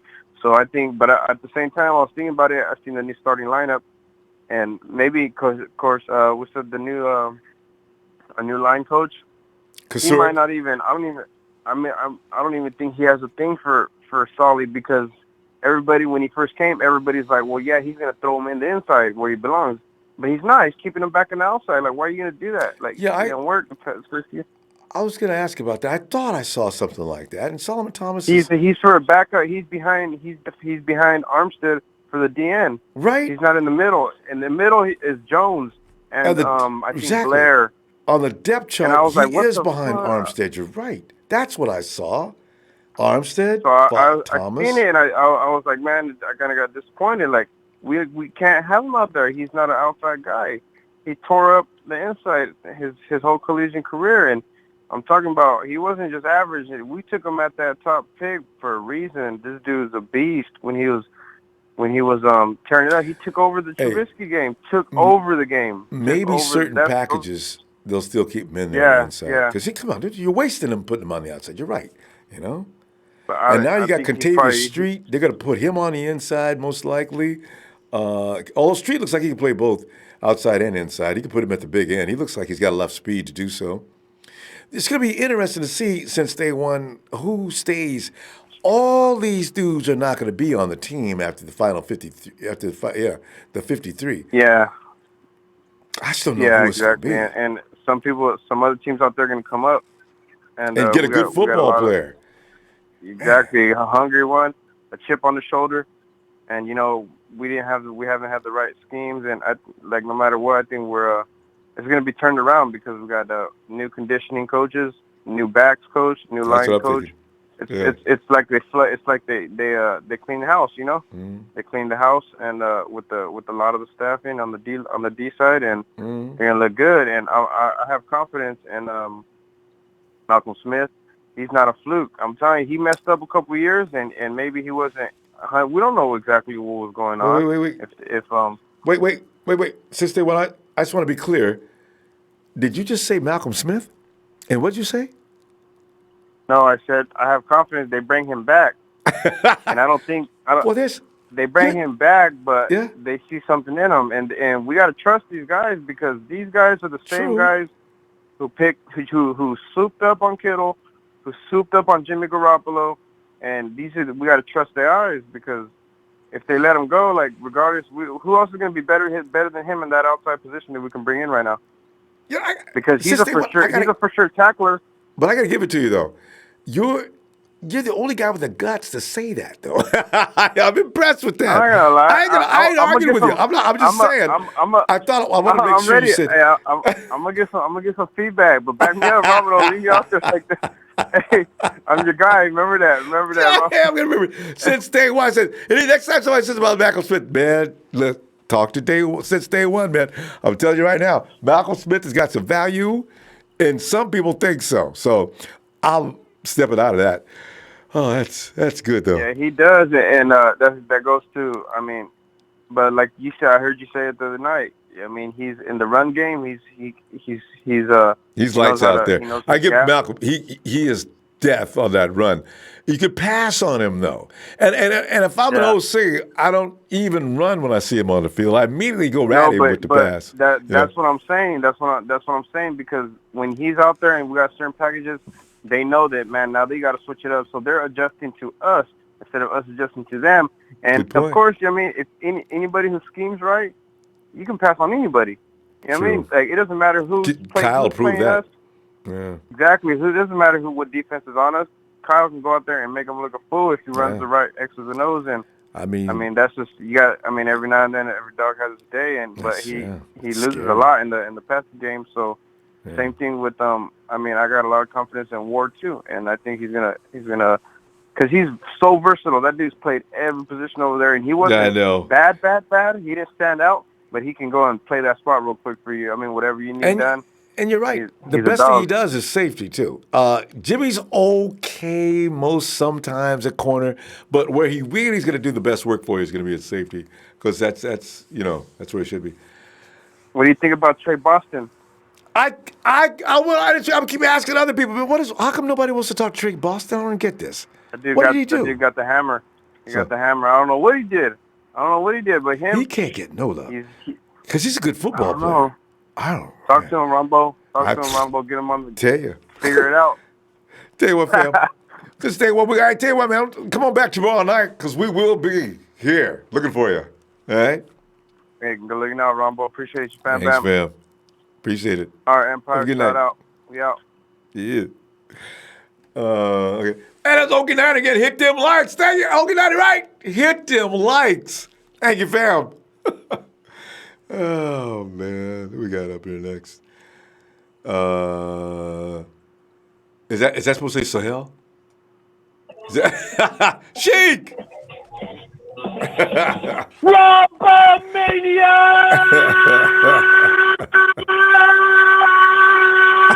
Let's go! Sheik, I tell you what, man. Sheik, you know what? Sheik, if you got something you want to add, I need to go to the little boy's room. So why don't you hold it down for about 45 seconds? Is that? Well, I'm told you. No, okay, I'll wait. I'm told you the last one. I can always tell. I've been for 4 hours. I got to always. Hey, Sheik, come on in, though, man. Sheik, what is going on, man? I'm collecting the Bosa argument tonight, as you know, and the Raider deal kind of made me think, wow, because the Raiders are. John Gruden's a crazy man, Sheik. Somebody said also tonight that the Raiders might be thinking about getting rid of Derek Carr. So if the Raiders, and you'll see a lot of mock drafts. If you look at they got a lot of them, you'll see this black logo at the top of the draft as they traded for Kyler Murray. There may be some reality to Gruden really not appreciating Derek Carr. I can understand that, but I can't believe they really do it. It's already marked, Ronbo, because honestly, if you think about it, they've been going at it in the sidelines. They are what they are, say they are. True. A black hole. Yeah. Because they have no clue what they're doing, bro. So came in and got rid of everybody. They want to, and that's the thing, Ronbo. When you have a new coach, they want their own guy. Right. The Arizona Cardinals do. So Gruden's the same way. Raiders do. Exactly.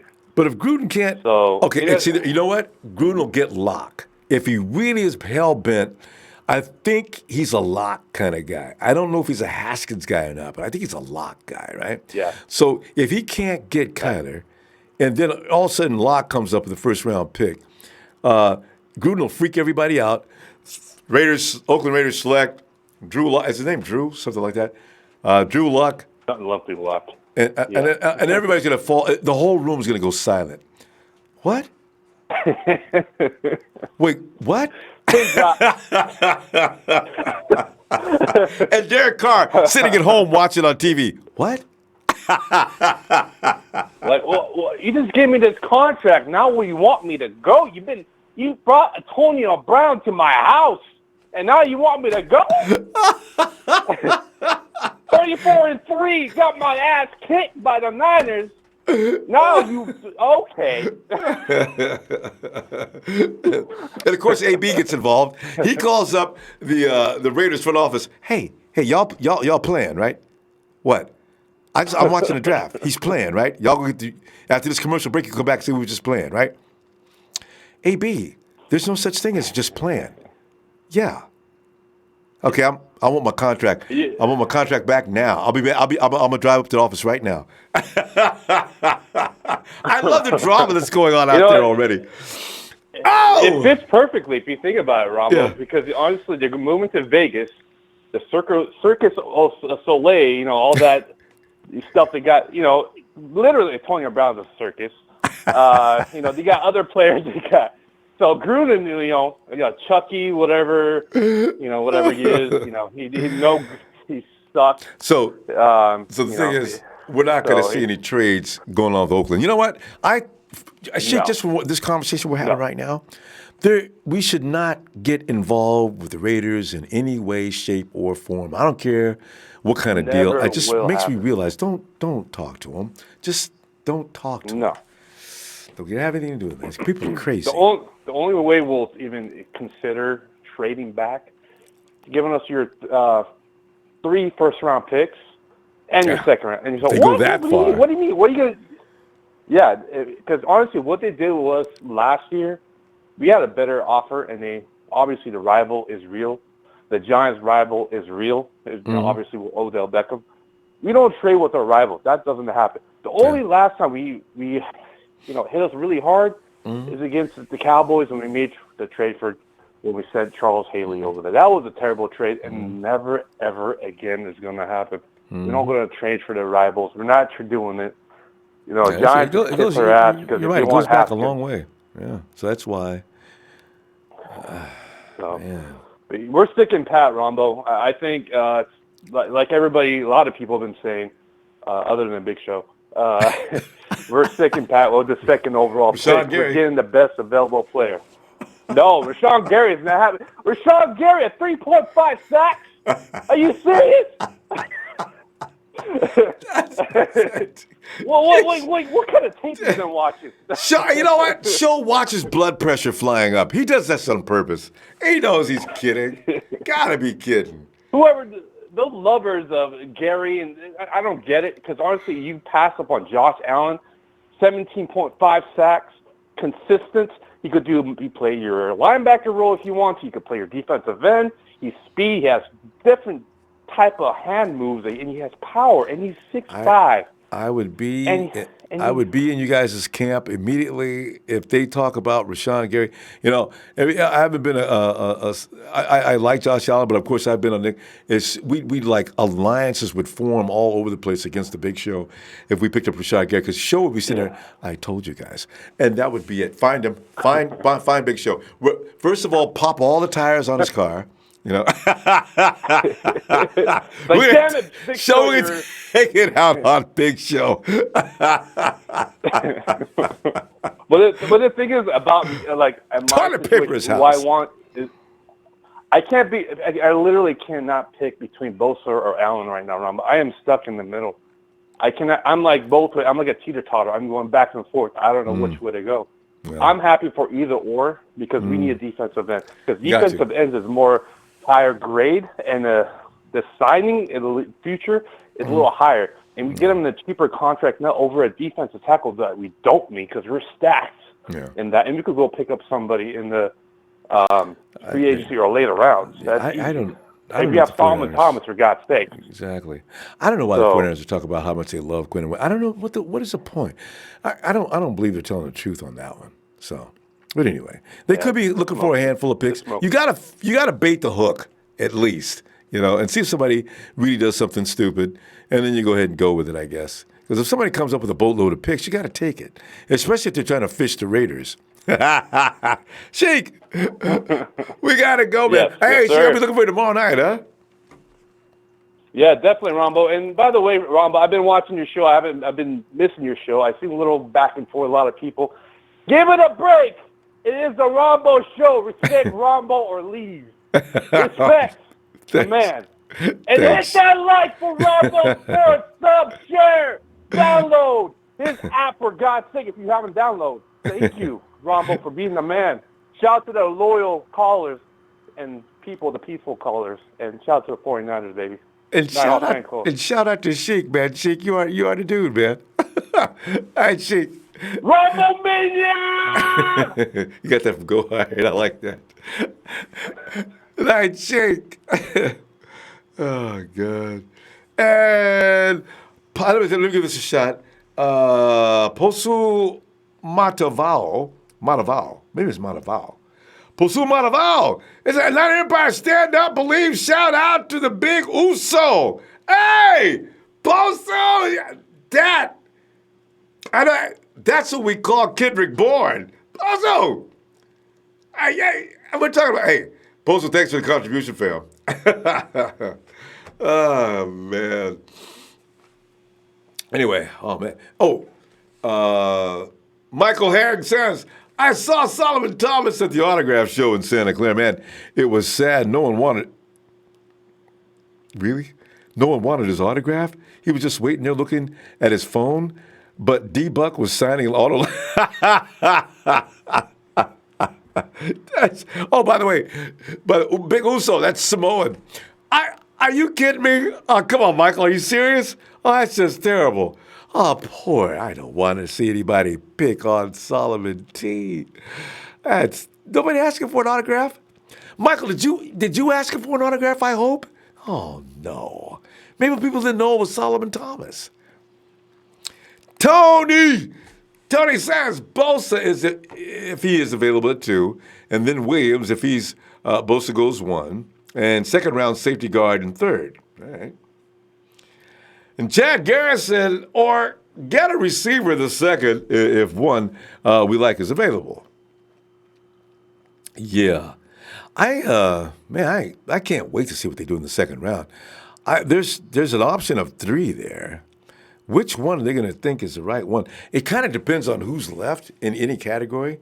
If the best safety's left, somebody that really could make a difference, the best offensive lineman, best wide receivers. A.J. Brown sitting there at 2nd round when they pick, which I can't imagine that happening. You got to take A.J. Brown, right?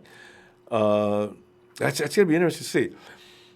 Jonah Williams is there in the 2nd round. You got to go Jonah Williams.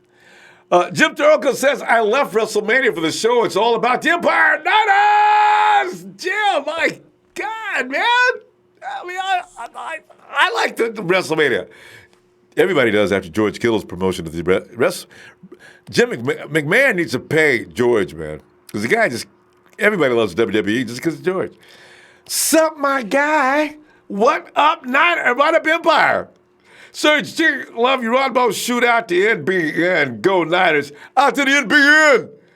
And Chad Garrison, Ronbo, I'm not mad that we didn't go 8-8. Now we get a top pick, but I see this year as last year we'll have a top pick for a while. This could be it. It's all about health to the 49ers. If that offense stays on the field all year and that defense performs anywhere like their potential says they probably should, if the 49ers go less than 10-6, it would be an extreme disappointment. And I say that because of the Kyle Shanahan factor. That's too much offense for most teams. If the defense is going to hold, that's all it's going to take. And it says they know we're on the way to greatness. That's why they get sunburned by New York Giants and Raiders. Probably. Jim Droga says they can't talk about Nick's girlfriend when Jimmy G brings in Oscar-winning movie stars. I don't know that she win Oscar. If Bosa's gone or we trade for the 4 with the Raiders, take Devin White and get the edge in round 2. Yeah, Devin White's not going to be there for round 2, is he? Interesting. The Raiders need Devin White more than anybody. I mean, their linebacker core is crap all the way around. Dark Horse on 2 wheels, on 2 wheels, on 2 wheels, on 2 wheels. Nikki B, a.k.a. Nikki Batters. Silly says we need a number 1 receiver, so why not take one of the best wide receivers that we can get at number 36, like N'Keal Harry. That could be. I'll tell you, man, I can't wait till the second round is almost exciting for the 49ers as the first round when you think about it. Al Simmons says we're so worried about pass rushers this year, but the best defensive player is probably Devin White. Reminds me of Patrick Willis. You know, though, it's when you put together Quan, all of a sudden that area is not as in desperate shape as the edge. Because Al, we have getting our ass handed to us how many years because we didn't have any edge rush. See, that's why. You got to flip a coin on it, if anything. So, yeah. Because your edge rush is going to make it a little easier for that second-line defense as well as the secondary. So, Antonio K's and Niner Empire, be ready for that season that y'all was looking for and that dynasty to rise again. Go Niners. I like that, Antonio. Gage Reynolds says, I know this is a very unpopular opinion, but I am scared for that quarterback spot. Garoppolo's not proved he can stay on the field, so I'm worried, man. And the fact that he fought for yards and stayed in. One thing you can rest assured about, Gage, you won't see Jimmy G running for no yards no more. Kyle made it clear to him, I already really was serious about it too. Kyle did not play. You will run out of bounds. You know how much money we're paying you? Run out of bounds, Jimmy. That was the stupidest thing I've ever seen. Probably, I can just see he probably got pissed. Robbie Roberts, Bosa had a core muscle injury. Ask all the players in the NFL and even other sports if you ever come back the same. Bosa is a hell of a talent, but he is damaged goods and we already have enough. Robbie Roberts, I had a hernia in college. Hernias, let me tell you something about hernias, anything related to hernias. The way they patch it up, do you realize the core is actually stronger after they patch it up than it is? So you ask any NFL player, they should tell you the same thing. That's what the doctor told me. Now, as I say, when I'm lifting, I don't even worry about it. That tissue comes back, it's scar tissue over to the healed tissue. That stuff is like steel. So no, don't look for Bosa's core to ask that. Roddy, whoever told you that is kidding. Toya Scott says, ain't Ronbo the Niners going to be unstoppable this year? Toya, I hope the thing, I'm not even worried about the offense. I'm hoping the defense is unstoppable. That's what we got to worry about. Yes!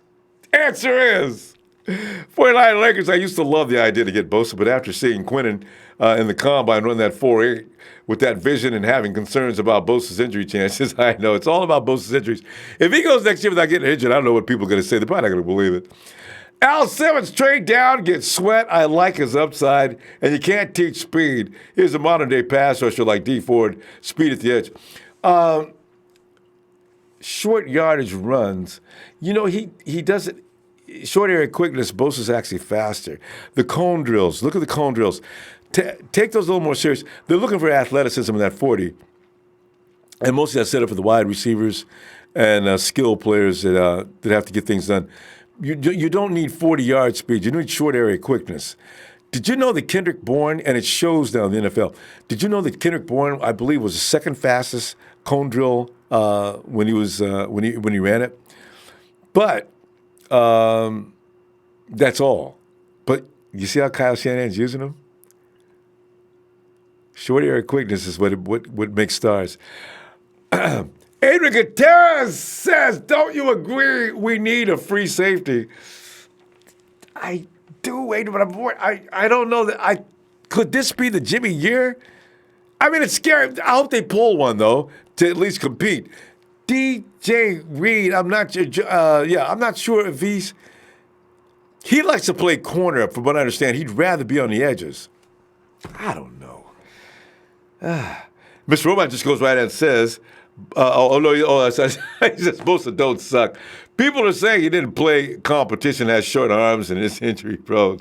I know. He's getting everything thrown at him that they could possibly throw at him. We'll see. He's got to prove things if he gets with us. Derek Johnson says, okay, been watching film, big dog. I think we grabbed Allen D. Ford. Could teach him some technique, and he can play Sam. So I think Allen is a better fit. And Derek, you could be right. The 49ers could be thinking the same thing you're thinking. I don't know. New Lion, Josh Allen would fit perfect in this defense and any others in the future. He's getting better, and he doesn't act like he has anything coming like Bosa does. Oh, boy. Nick gets beat up. Is Michael Rose going to beat him up, too? Oh, yes, he did. It's what am I thinking? It's Michael Rhodes. Of course he doesn't like Bosa. He's the guy who wants Cleveland Farrell, who Michael says is now ranking number 13 in mock drafts. He keeps climbing. Michael, are you serious about this with Cleveland Farrell? David Potter says, I wonder if I could say that on the air. I can't, can I? It's too funny. El Pinche Gallo is here. Hey, Española, you know what I said. If there's any censors, at least they're not going to bother us. David, man, good to see you. Jorge Sano says, marketing pro quit with the hate plate. It's way too late because the Niners are going to be great. But hey, that's your hate trait. Let me do what you do best and talk that silly mess. The marketing pro, I did see him in here, boy, a little while ago. Where is he at? We cut a couple of messages out. And as T Breezy says, hey, TNT is vacation, but we will be back soon. You look for TNT about a week or two before the draft night, because they haven't actually. Did Trez expose his hand on who he wants in this draft? Because Luke Falk. Oh, yeah. Trez is a Josh Allen dude, all right. Because Luke Falk already got drafted. Uh-oh. Or did Luke get cut? Trez, you know I love you, man. I got to. You know I'm a Luke Falk for God knows how long. I told you Baker Mayfield last year. You remember that? Michael Pittigar says, no way, Ronbo. I've had 2 double hernia surgeries. Maybe you had better doctors, but my guts feel weak. Do they really? You better go back. That's pretty scary. You know what, though? You got to rehab and do ab work, though. You know, if you're a little overweight and bulging around the stomach area, that may have nothing to do with a hernia. Yeah. Because, I just say the doctor, they put the little, they showed me the procedure. They put that little gauze, whatever it is, sews it up. Actually, that puts in there, the tissue heals up, and I don't know what happens to that.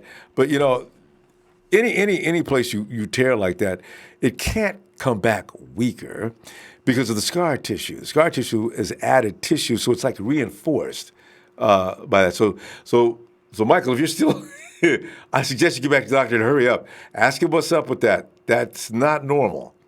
Anyway, hey, fam, hit that like, please. And if you got a hernia and you feel weak down in the midsection, get to the doctor as soon as possible. I'm telling you right now, I do sit-ups until I can't stand it. And deadlifts, I love those. If you talk about stretching out that area, it's not supposed to hurt. Hit that like. I shall see you tomorrow night on Raw. And can you holler like this if you got a weak gut? I bring it from the stomach. I'm selling it. Niners!